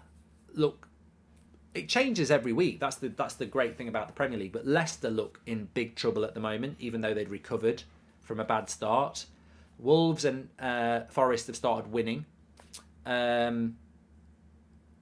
West Ham, I can't see them going down. And Everton, if Everton can start scoring goals, I think they could stay up. But,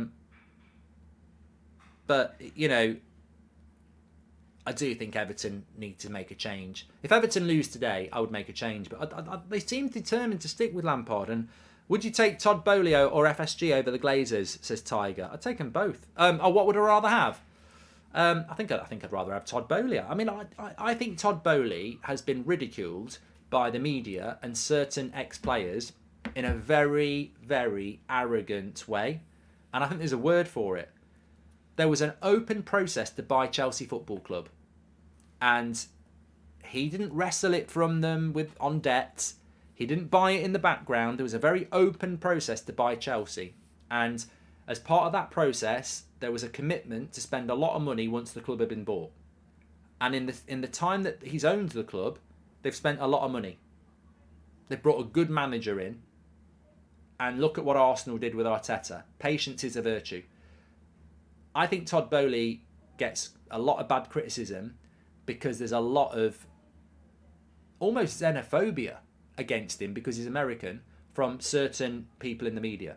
I don't think it's right. I actually said when he came in that Chelsea, over the next 18 months, will probably be the most exciting project to watch. It could all go wrong. But I don't see what's wrong with the Chelsea ownership model at the moment. They got bought. Everybody knew they were going to get bought. And as part of that purchase, they were going to pump over $1 billion into the club.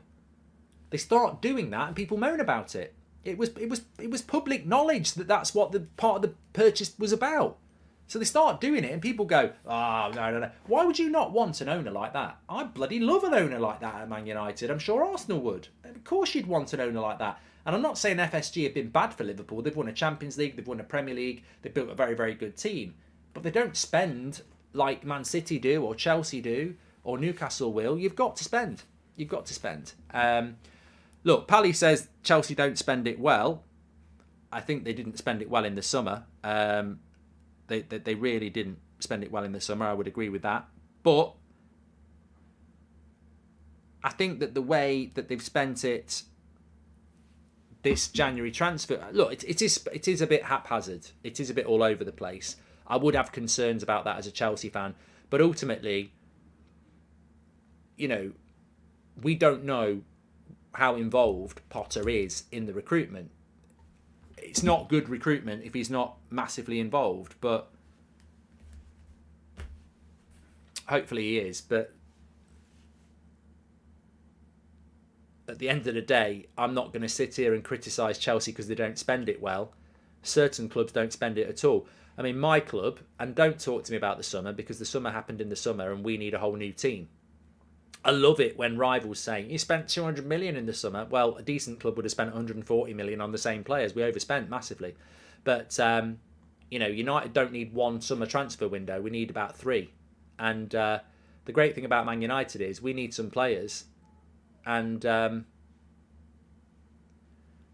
you know, we're getting Wout Weghorst on loan when Everton are getting Danjuma on loan. Like, you know, so anyway. Will you ever make a video which goes into detail how the United stand came to be and how it has grown, says Reckon? I don't think anybody would watch it. I'd happily do it.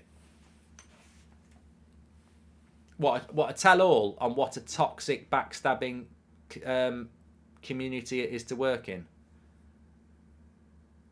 I'd trust Di Maria than most of the people working in this industry. The amount of people who, you know, basically they're nobodies.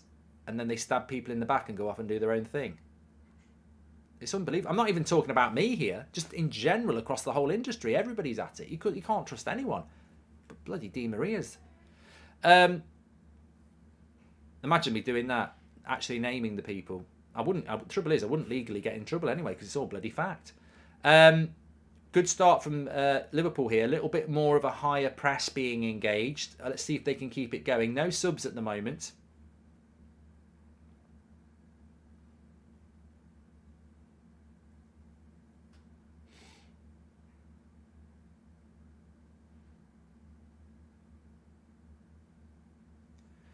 Liverpool have started this second half a lot better, which isn't hard. Why is the clock at 1 minute 46? Because that's how many minutes in the second half we've had. I don't have a 90-minute clock, I never have.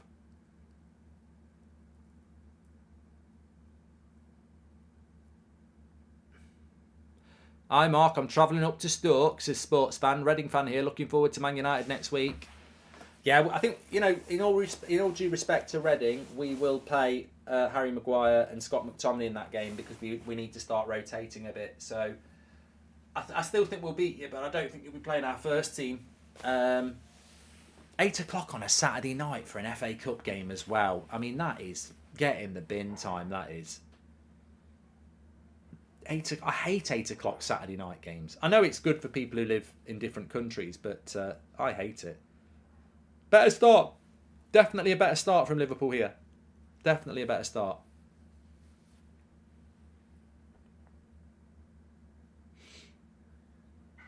Lucas says, why is Anfield so silent? Because they're not playing very well. If Southampton get relegated, would you take Ward-Prowse at United? I reckon we could get him for cheap.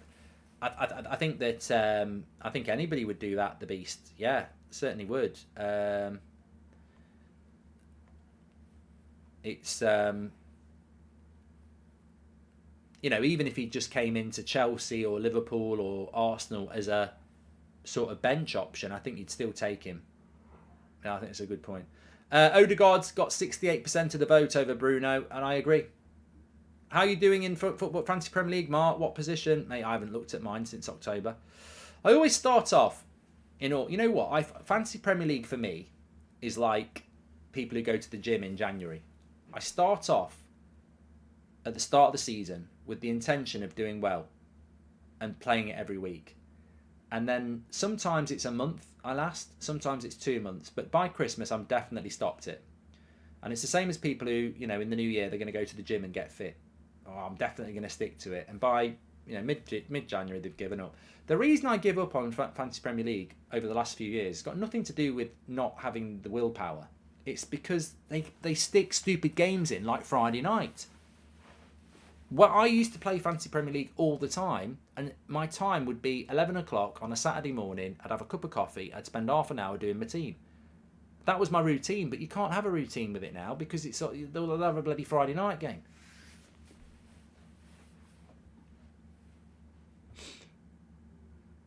Khalid says, Greenpeace have urged Glazers to not accept bids from Sir Jim Ratcliffe. Why? What's he done? Oh, God, you don't want Greenpeace on your back. This could be a goal for Liverpool. No, over the bar from Gakpo.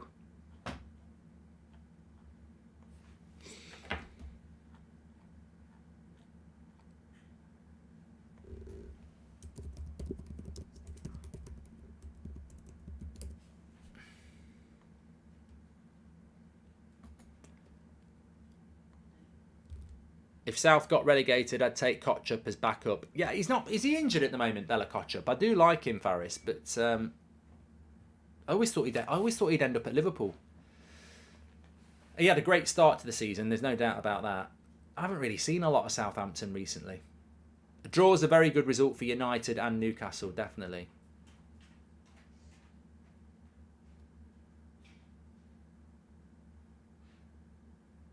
I mean, look, we can spend time being experts and saying Liverpool are struggling because they're not as intense. But I also think, look at their front three. It's Harvey Elliott, Salah and Gakpo. Look at their midfield three. It's that Bjatic, Thiago and Keita. Last season it was Mane, Firmino and Salah, with Thiago, Fabinho and Henderson all playing well. It's difficult, isn't it?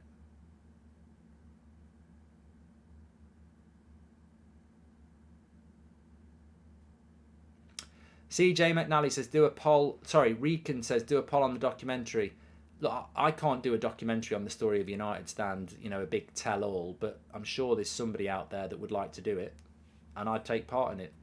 If it was done properly, like a proper documentary, I think it'd be quite eye-opening because, there's been a lot of lies and stuff spread about me all the time because people are bitter and jealous, I suppose, but actually, there's nothing I can't say that I'd get in trouble for because it's all facts. And I don't like snakes, but this industry's full of snakes. I don't like the slimy reptile snakes either. Here we go, Gakpo, good block. Chelsea are not the team they were in the first half, and Liverpool are not the team they were in the first half, and it's now Liverpool having more momentum as they attack the Cop. I hate snakes.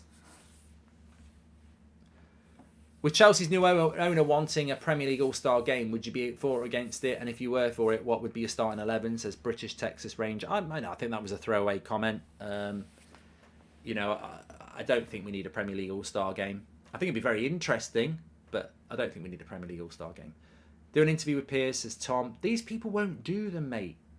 People always say, do an interview with them, do an interview with them. They won't do it.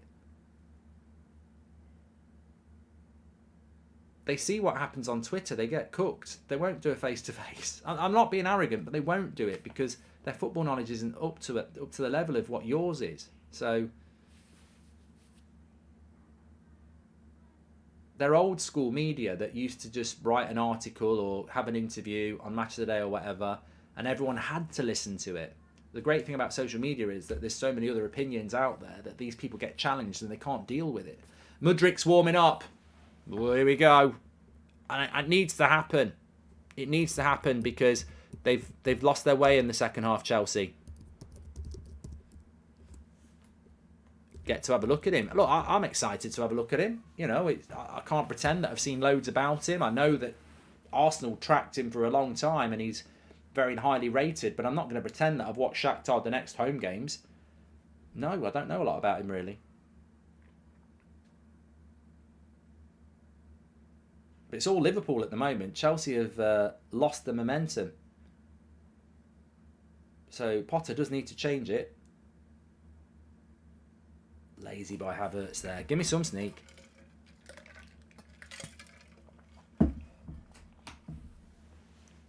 Would you take Musiala in the summer? Says Tyrrell. Mate, I think anybody in the world would take one of the best up and coming midfielders in the world. He's not going to go anywhere, is he? Is Chelsea a bigger club than Arsenal, says British Texas Ranger? I don't know. I don't know. Arsenal's a better club than Chelsea at the moment, but I don't know who's the bigger club. Right, Mudryk is coming on here. He's got a tattoo on his neck.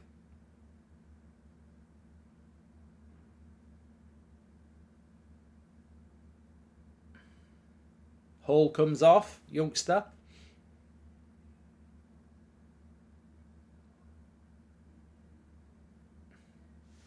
Arsenal had no Thomas Partey last game versus United, so United have no Casemiro last game is a less relevant argument in my opinion. Good point, Johnny. Well done. I didn't realise that. It's chilly today, you know.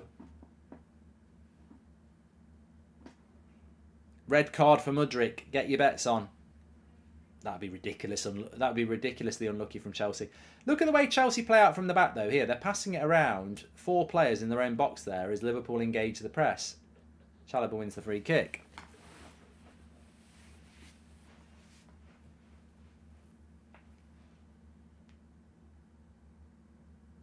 Do an interview with Jim White, says Joshua Bellwater.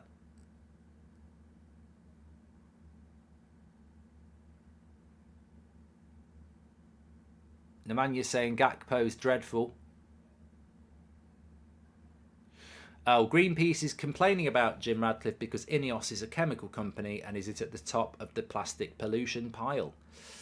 Do you like the pick and mix snakes, says Thomas Armstrong? No. Apparently Mudryk is rapid, says Just Keevan. Well, I'm sure we'll get to see a little bit of him here. He's playing off the left.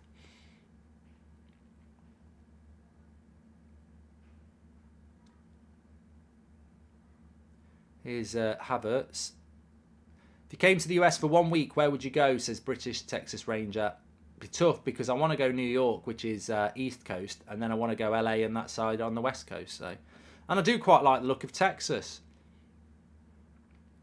I think I'd like to spend a couple of months in America and just travel across it. Here is Mudryk, first little touch.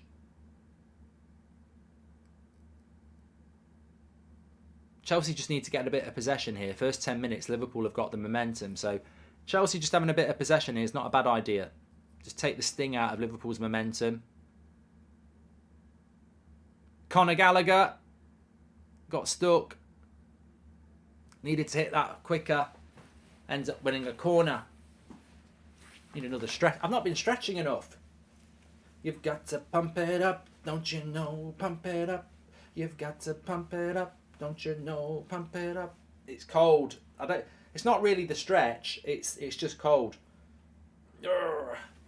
Please do subscribe to the channel, by the way. Bottom right hand corner. We're on the road to 900k. Cross comes in, punched away by Alisson, and Liverpool with a bit of a break on here. No. Thiago Silva wins it back.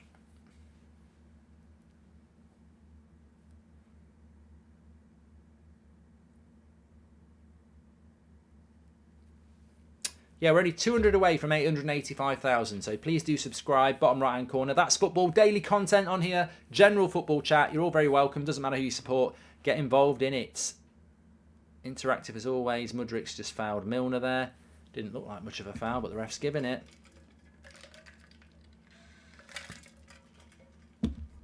Man of the match so far, says Bellatelli. That's a question and a half. God, has anybody stood out to any of you lot? I mean, it'd have to be a defender, wouldn't it? I think Badashil's had a good game for Chelsea. Thiago Silva's been steady. There's not... I mean, Robertson's been okay for Liverpool. It would have to be defenders, wouldn't it? Alisson's been good for Liverpool, yeah. As a Celtic fan, I've seen some world-class players bully us in Champions League. Messi, Neymar, Mbappe, but Mudryk was the best I've seen against us, says Jordan. Well, there you go. I mean, look, it's a player that Arteta wanted, that Chelsea took. My issue with what Chelsea buy, Mudryk and Madueke are basically wide attacking players. As is Sterling, as is Ziyech, as is Pulisic. I'm probably forgetting 2 or 3 others. Oh, a lovely ball out by Mason Mount there to Ziyech. He's got to pass it. He's not going to pass it. He's got to pass it. He's not going to pass it. Oh, what a run. Good run, but he shoots over the bar. Chelsea coming back into the game a bit here. Good run that by Ziyech. Felix doesn't like Mudryk's haircut.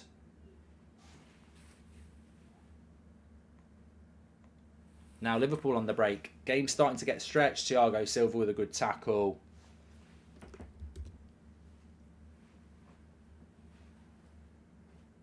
San Francisco is better than LA, says Edward Winder. Now another big signing coming on. Darwin Nunez for Liverpool now.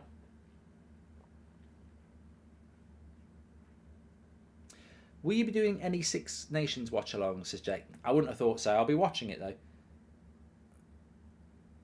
Gakpo into Keita. Gets it back, Gakpo. He's in the box. Harvey Elliott, corner.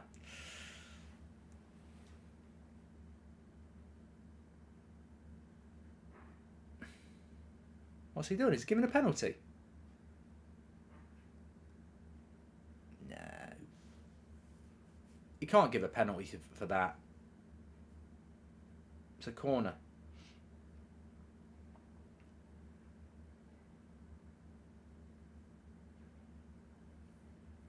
We had that though, didn't we? Didn't United win a penalty for that, where it caught the back of a player's hand?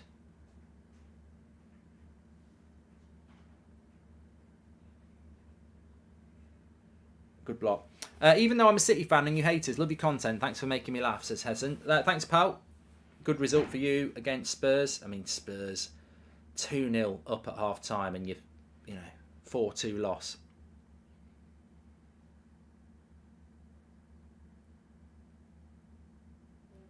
I'm sure. Didn't Bruno knock it through someone's legs and it caught the back of their hand, or was that in the World Cup? It was Portugal in the World Cup. That's it, Aaron. Yeah. Got given though, didn't it? Shouldn't have got given.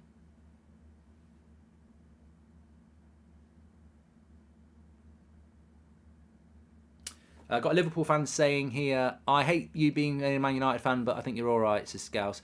Look, I used to be very, very, very tribal about Man United, and I used to be like, every other fan's a dickhead. And then I started doing this, and my God, what an eye-opener it was. Because I'd always been, love United, hate everyone else. And then I started doing this in social media, and I saw United fans arguing with each other, and I'd had some horrific things said. And I thought, and then I'd have a chat, I'd comment on something else, and then there'd be some Liverpool fans or Arsenal fans that were all right, and I was like, bloody hell, every day's a school day. Just because someone supports the club you support doesn't mean they're nice. Some of them are quite vile, and just because somebody doesn't support the club you like, you supports the club you don't like, doesn't mean they're not nice.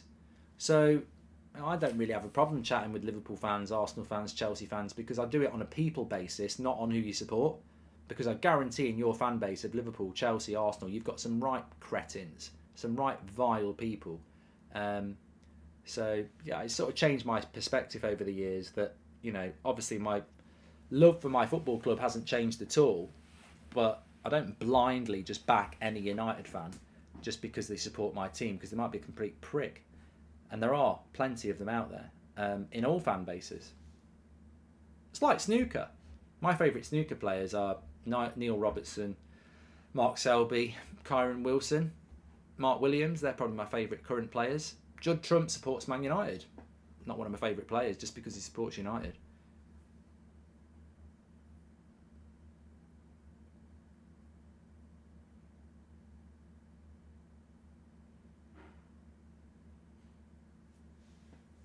Oh, I had a few beers last night. Oh, I tell you what, I finished the 8 o'clock show last night. And I'm really into Budweiser at the moment. Bottles of Bud. I'm not saying it's the best lager, but it's just very easy to drink. So I finished the stream, got a big bowl of crisps. We sat and watched something in telly in the living room in front of the fire, and the bottles of beer were flowing. I can feel it now. Tired, not hungover, just tired. Chelsea, you should have gone down, Conor Gallagher. Mudryk, oh, side netting. Ooh, that could have been a goal. I think if Conor Gallagher goes down here, he's too honest. That's a penalty if he goes down, you know. Thiago knew. He knows. Why didn't he stay down? He'd have got a penalty for that. Too honest. He might not have done, but there's definitely contact. Airwolf or Knight Rider? I preferred Knight Rider, Tracy, but the Airwolf theme tune is probably the best theme tune. Chelsea are starting to come back into this. Liverpool started the second half well, but Chelsea having a good 10 minutes now. Ziyech got a pass. Why is he shooting from there?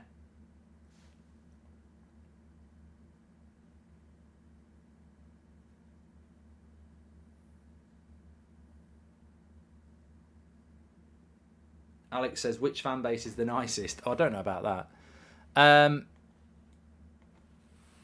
United fan base is nice. I mean, look, I do United stand, and there's so many people from all around the world.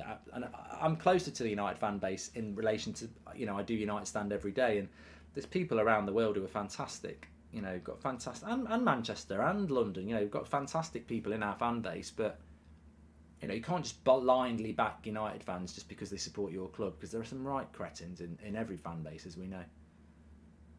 And you can have a great football debate with a Real Madrid fan, or a Liverpool fan, or a Chelsea fan. Easy.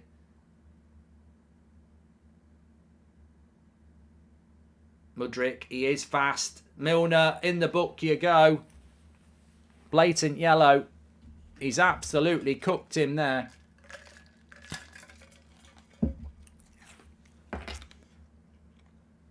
Pace.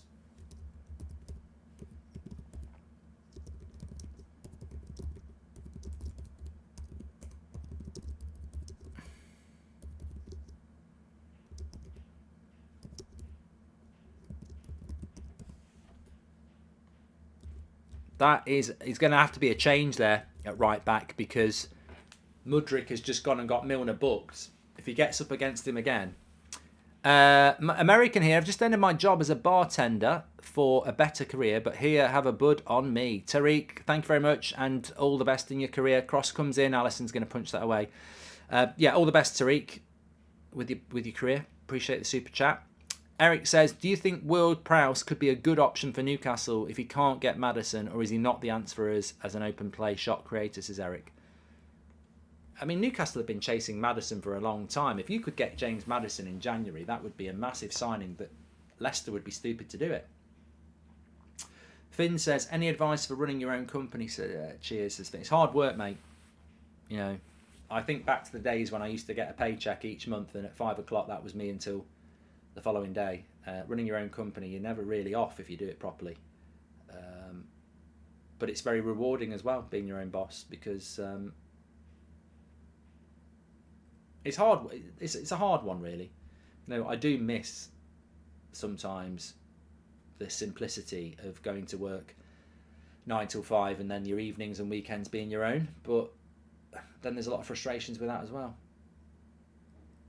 Here we go. Salah up against Cucurella. I mean, Cucurella's a player I really like as well, but I think the Chelsea move's just not worked, is it?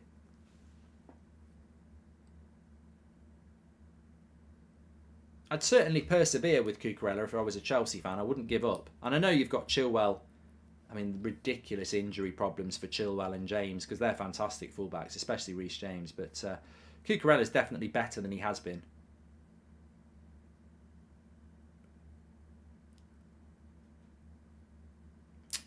Please do subscribe to the channel, by the way. Bottom right-hand corner, talking about everybody and being welcome and the good conversations you can have with fans from different clubs.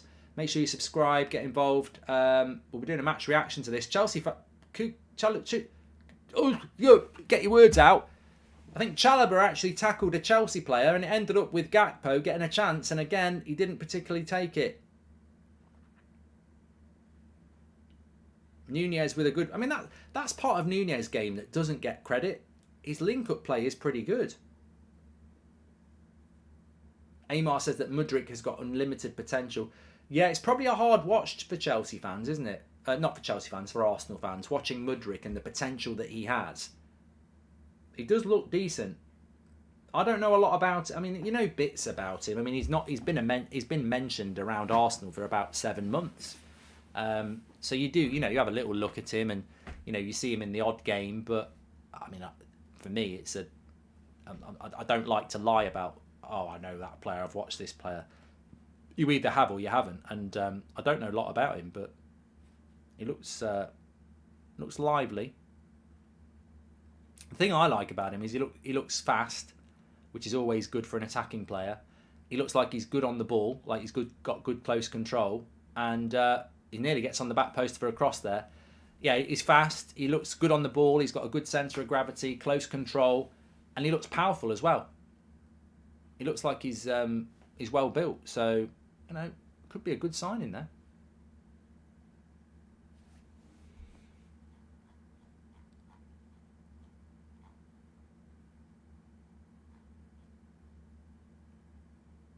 Richard Spencer says, who at TalkSport do you get on with and who don't you get on with? Richard, I don't go to TalkSport very often because I do my show from where I'm doing it here. So there's some really good producers and stuff that I work with, but I'd say the best person at TalkSport who's been the most accommodating, and I'm glad you asked me this actually. Hold on, Liverpool on the attack here.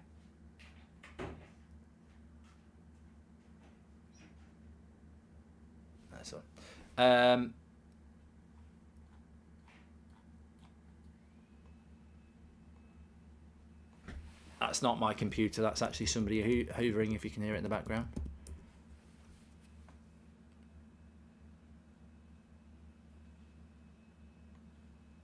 Mudryk. Oh, he had a chance there. Pudrick. That's what they'll call him. Back post. Got him behind Milner again. Probably should do better. It's a big chance, this. Alex Crook's a nice guy. Yeah, he's just he's got to hit it first time, really. He's tried to control it with his right foot and then hit it with his left. It's a difficult one because Trent's coming on to play against Mudryk. I bet he's absolutely loving that task. Yeah, Alex Crook's nice. Sorry, going back to that question about TalkSport, Adrian Durham was the nicest. Now, I know Adrian can be quite controversial on his drive show when he used to do that, but he was the one who took the time to sort of message me and say if there's anything you need, and welcome to doing the show and all that. So, yeah, he's definitely the one that stands out to me as being the most accommodating. I didn't need to do that. You remember those things. You remember those people in life, the people who do nice things that they don't need to do. It's strange as both Chelsea and Liverpool big signings haven't worked so far. Bad man management or bad recruiting, although Mudryk looks like a player, says Michael T.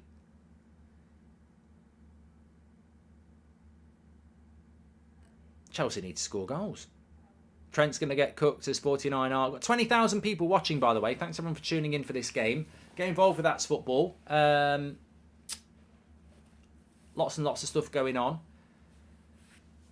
I'm on the Football Fill-In on Monday, as per usual, on the Ben Foster channel. Don't forget to watch it this week, because we're doing it from the United Stand studio, so that's going to be good. We're going to be putting all their graphics up and stuff, so I'm looking forward to that.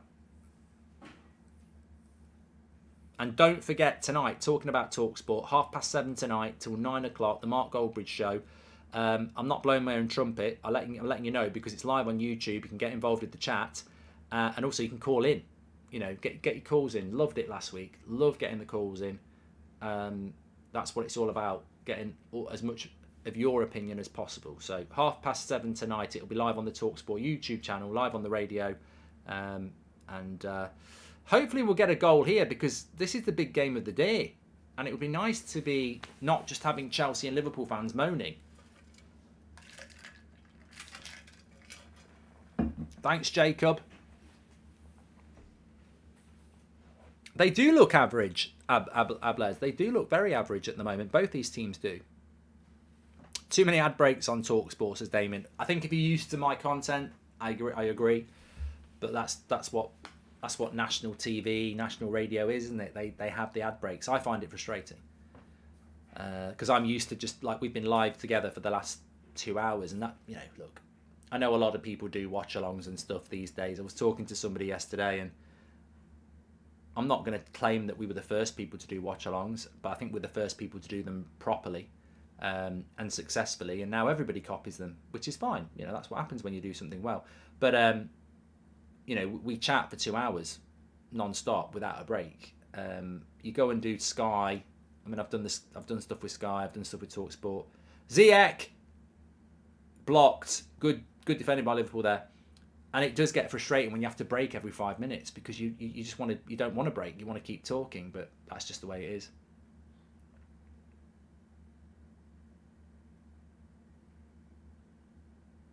And it's nice to have a break because you do get tired, but there's not many people that do it the way we do it. For me, you're the stars of the show. I know I sit here and interact and talk, but I don't. People say, why don't you do? I could easily, fund a set and get 2 or 3 people to come and talk football about me. But I'd be like, if you have 2 or 3 people talking with you when you're doing watch-alongs, right? I can't answer Alessio, who says thoughts on Juventus getting a 15-point deduction. I can't talk about OK Fire saying Everton versus West Ham is going to be the game of the day, because I'll have my say, then I'll pass it to Jim. He has a say. Then Jim and Stuart start arguing about that. Then I want to get involved, and suddenly 30 minutes have gone. You've not even spoken to your live chat. So this is what people say. Oh, loads of people do watch-alongs. I don't think people really do watch-alongs. I think people do. They go live and want you to watch them talking about stuff. Well, is that not what happens on Sky and BT? Here's Nunez. Shot straight at the keeper. There's nothing wrong with people doing that. That's absolutely fine. But I don't think it's a watch along when people are watching you basically do what everybody else does. I think this is a watch along because it's constantly interactive with a community that feels like they're part of something. That's my 2 pennies worth. Probably about as interesting as this game has been so far. Thanks everyone who's tuning in anyway. Please do subscribe, bottom right hand corner. Still 0-0 here. Come on, 16 minutes for 24k, says Navu. I've been thinking about you a lot. This is somebody who apparently wins 24k if this stays 0-0, and they told us that 10 minutes in. I never, ever would do that. How'd you go from police to banking? Was it in investment banking? I specialised in financial investigation, so you sort of get headhunted. A lot of people do. Thoughts on Juventus getting a 15-point deduction, says Alessio. Well, they've played the game. They've done it before. I love Juventus. It's probably my favourite Italian team with Sampdoria. But they keep doing these things where they keep getting caught because they keep breaking the rules. Here we go. Oh, Mount gets the pass wrong. I think there's a goal here. I think it's either going to be Liverpool or Chelsea who score, but I think there's going to be a goal. And that's quite possibly the worst analysis I've ever given. There's a goal here, and I think Liverpool or Chelsea are going to score. What else do you think is going to happen? Oh, I think Celtic are going to appear and score a goal. But no, I think there is a goal here. I'm going to predict it now. I hate to say your 0-0 is going to go wrong, but I do think this is good. I think there's a goal here. I think both teams are opening up. I don't think they want to draw. On the 8th of April, when Liverpool play Arsenal will already know what Gakpo is like, as Arsenal played against PSV in the Europa League, says Claydon. Yeah.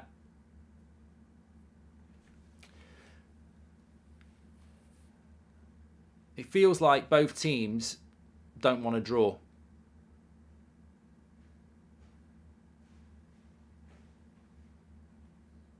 Conor Gallagher's had a good game. Oh, there's a lot. I tell you what, I can't believe the amount of times players have slipped over. If I were United, I would pounce for Di Maria on loan, says Nelly. Oh, God. I mean, no. There are lines you do not cross. Michael Owen sneaked in Goldbridge's mouth. Oh, AMK, that's disgusting.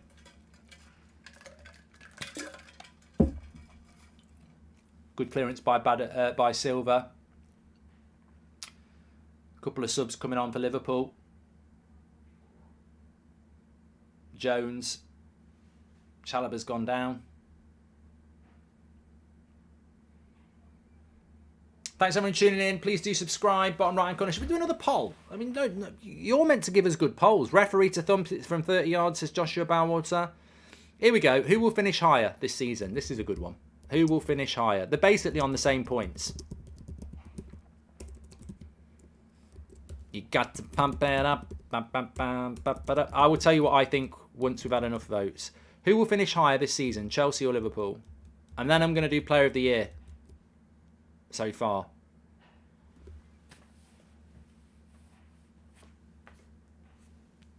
Come on, Chalobah, get up. I'm starving. I want some lunch.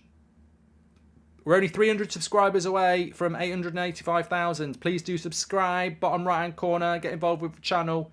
You're all very welcome. Aubameyang is going to come on here for Chelsea.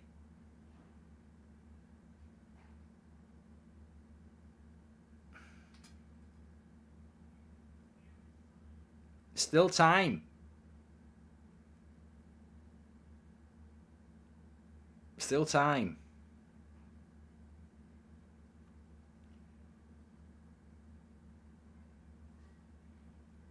Down, down, you bring me down.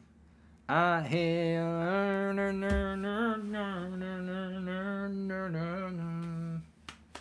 Mount and Havertz have been shocking, in my opinion. Number 9 needed, says Dean Wilkinson.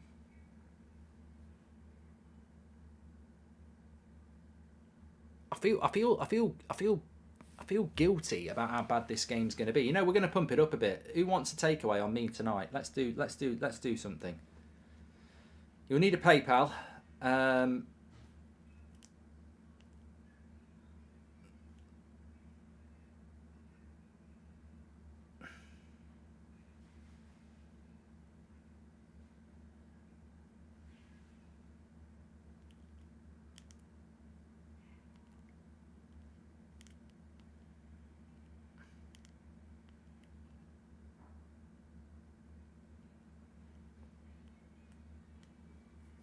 Right, this is how we're going to do it. Best way I can do it is...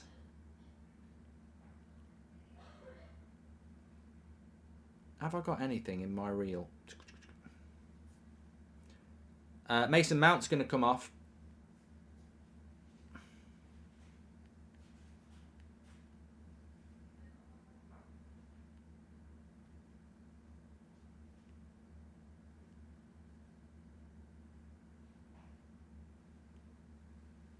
I'm trying to figure out how to do this.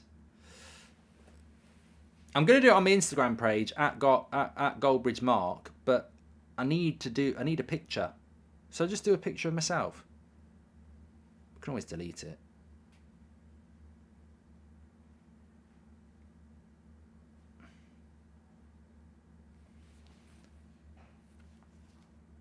Ten minutes to go.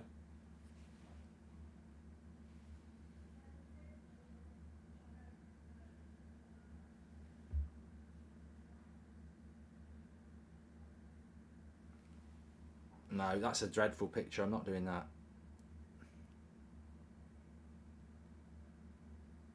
All I need is a bloody picture from my reel that's not bad.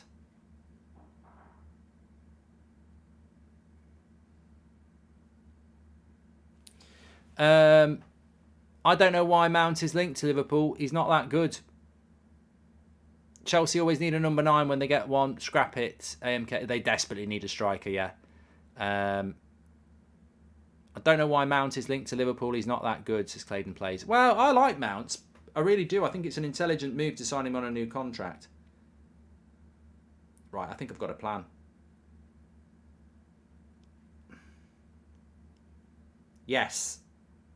Right, so basically, if you go to my most recent post on my Instagram page, there is a video. You know, I've had so much abuse over the years. Leave a comment in there of your ideal takeaway for tonight, and I will check the recent comments and I will pick one of you and I'll message you. Give me a PayPal. I'll send you 30 quid for tonight's takeaway. There you go. Can't say any fairer than that. I'll give you the. I'll explain it better in a minute. But at Goldbridge Mark on Instagram is it. I don't need to do a picture. I don't know why I said I did. Can we get a winner in this game?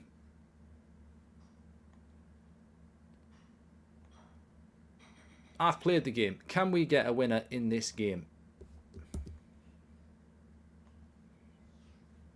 I like your log burner and your Insta stories, Mark. It's fantastic. I love it. It's one of the best things I've ever had. Mark, United's new owners would need to hire new scouts because if the only striker they think perfect is Kane, then they're not doing their job right, says Jack. 54% of you think Chelsea will finish ahead of Liverpool. can't believe this might end up 0-0.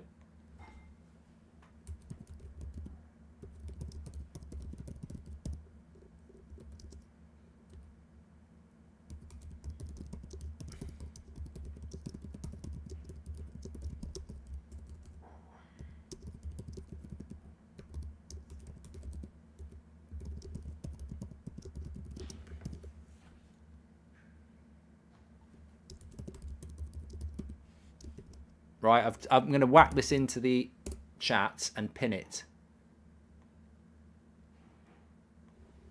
So, if you want to take away on me tonight, because we've not really delivered much here.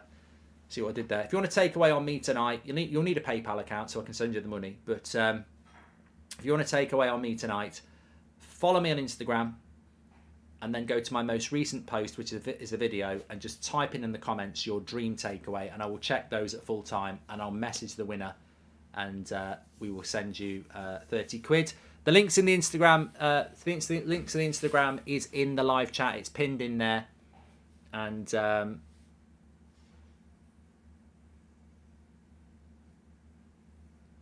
yeah, give us a follow, and then just comment on my most recent post with your dream takeaway.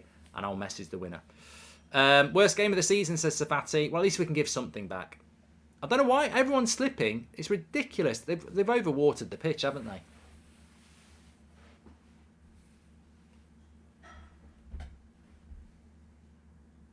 Here's Nunez. Oh, Jordan Henderson's in. He should have crossed that first time. Why didn't he cross it first time?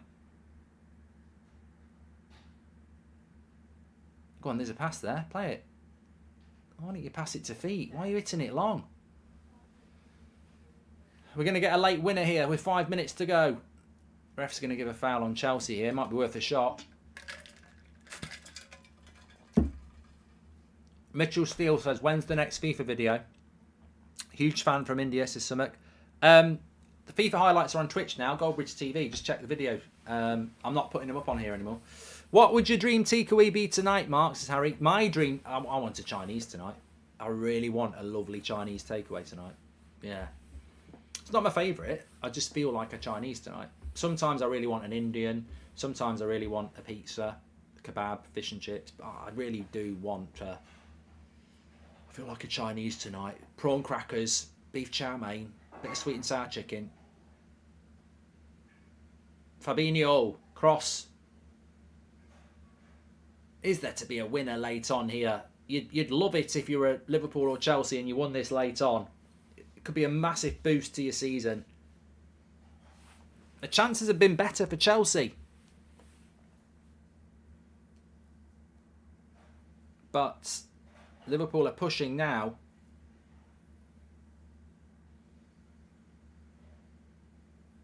Thoughts on Stuart Dallas, my national hero, says Moores.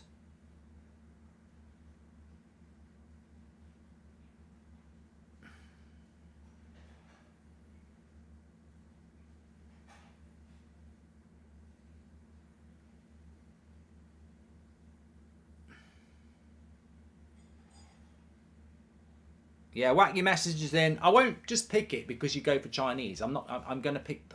I've done this before on my Instagram. If someone comes up with a good take, I mean, look, you might put can of Vimto, chips, chicken kebab meat, salad, with a load of sweet and sour sauce on it, and they might go, oh, that is nice. So I won't be biased if you put your dream takeaway in the comments of my latest Instagram post, and I'll have a read of them, and I'll pick the winner. And we'll send you the money to get it tonight. Links in the live chat for it, right at the top. Make sure you give me a follow as well. Don't be a cheeky sod and just put a comment in there. I'll check the winner to make sure you're following me as well. Nunez is going to score, says Zach. Amazon Fresh is the only way to go, says the Gaming Circle. Hi Mark, do you go out to watch live music? We have a band in Nottingham and gig often with indie rock and classics. Favourite artist bands, says Tom Grant. I used to go around Nottingham a lot in my youth watching bands because that was the thing everybody did in like the mid-90s. It was the Britpop era, Rock City, but loads of bands used to play. It used to be good, but I don't really do it anymore. Do you sleep on your back or your side, says Nude? used to sleep on my side a lot, but actually I try and go to sleep on my back because I find I'm more settled. Curtis Jones just been booked here. He actually was fouled, to be fair. But then he was late in on Gallagher. Frustrating afternoon for Liverpool. I like 2-ish. Ten Hag and United. Good luck for tomorrow, says Tammy. Thank you very much. This will be the last game on Match of the Day tonight, says Logan. Well, it will make it easy. It'll make it interesting for the Talk Sport show. I think we'll get a lot of fans calling in from Liverpool tonight, and maybe a few from Chelsea as well. I think Chelsea will see this as improvement. I think Liverpool will see it as another big alarm bell of not doing enough to win a game at home. And Liverpool are just not clicking at the moment. 5 minutes added on.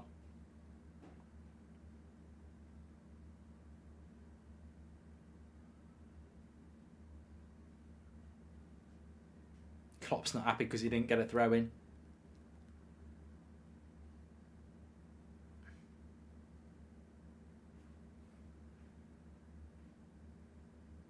He's probably right, to be fair.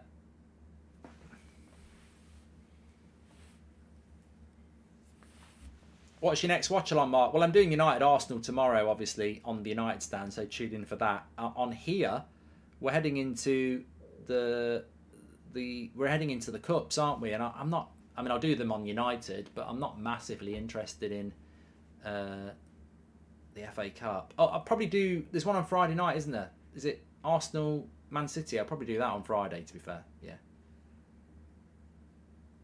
I think that'd be an interesting game just to see. I know there'll be a lot of changes from both teams, but I think that'll be an interesting game.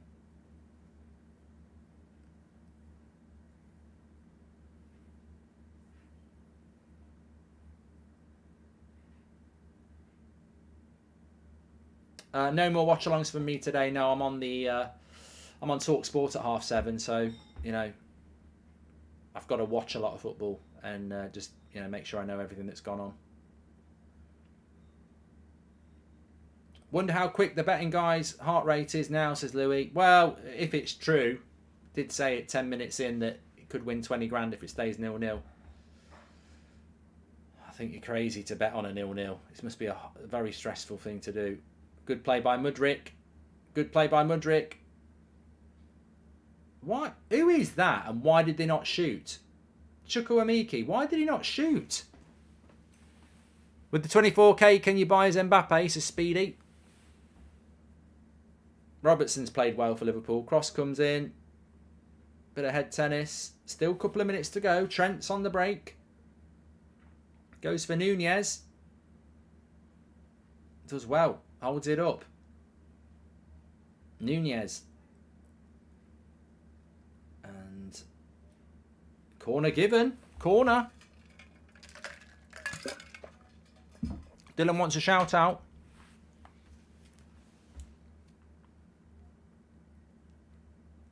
They've gone short with the corner. They caught me out. Thiago Silva with the header. Some bad touches out on the pitch, isn't there? Really is some bad touches going on out there.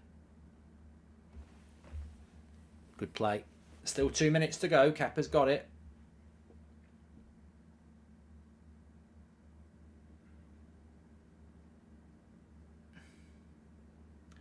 Andrew says thanks for the content. Well, no, thanks for tuning in. It makes it a lot easier when you've got people to interact with. So thanks everyone for tuning in. Make sure you subscribe. Bottom right hand corner. I think we are heading towards a 0-0, but it's a great result for United, by the way, and Newcastle, because I genuinely think only Chelsea or Liverpool can really join the top four party, and on this form, not going to happen, is it? Here's Conor Gallagher. He's got to switch that. That's a good tackle. And ref says play on. And now Liverpool have a minute to attack themselves. Here's Robertson. What's he going to play? Henderson to Fabinho. He might shoot. Blocked. Nunez. Oh, good tackle there at the back post by Azpilicueta. He was offside. He was offside. MB says, woke up early for this, muck. As I say, I think it's just a disappointing result for both teams. Because really, they both need a win. They don't need a draw.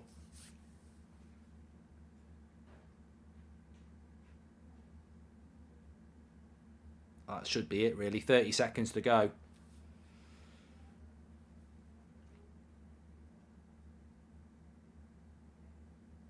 It's a good result for United because even if we lose to Arsenal tomorrow, which I don't think is necessarily a foregone conclusion, nobody's really making points on you. That MF who bet 2k for a nil bet should donate subs, says Brooklyn Boy. Don't forget to enter our Instagram competition. I'm going to check the replies straight after this and I'll message someone. Give us a follow on Instagram and then leave us with your best takeaway on my most recent post. But it has finished 0-0 and yeah, disappointing as a neutral watching a game like that and not getting any goals. But we got through it. And I'll do a little bit of a match reaction. But I think Liverpool and Chelsea are in a top four crisis. I mean, they can almost say goodbye. It's yeah. I mean, Liverpool at home should be doing better. I think Chelsea improved. The Chelsea model is improving. But 2 weeks off for Chelsea now, and you would expect to see an improvement over the when they come back, a bit fresher, a bit more, bit of a pre-season for Potter in many ways. But for Liverpool, I don't think they're at the end of the cycle. I can see more bad results coming for Liverpool. They just don't have any rhythm, and 0-0 at the end of the day, it's not a loss for either team, but I think Chelsea come out of that the better. Mark, it's all right if we don't get top four next year. Is the new format of the Champions League we qualify on rankings as AMK? I don't know whether that's true. If you saw Danny Murphy on TalkSport, would say City fans are spoilt due to the success they've had over the last 10 years, says Daniel Lee. Thanks everybody for watching. Make sure you subscribe on your way out. Smash a like. Don't forget tonight, 7:30 on YouTube, TalkSport, or you can call in National Radio. Looking forward to that. But Chelsea and Liverpool very much still mid-table and a whopping 9 points off Newcastle for Liverpool and 9 points off Newcastle, and Newcastle have got a game in hand against Chelsea. So that top four race is looking really, really difficult. But Mudryk looked good. Chelsea were better. Liverpool bit flat. Defenders, man of the match for me. Robertson played well for Liverpool. Thiago Silva and Badiashile played well for Chelsea. Take care, everyone. I'll speak to you all in a bit. Thanks for watching.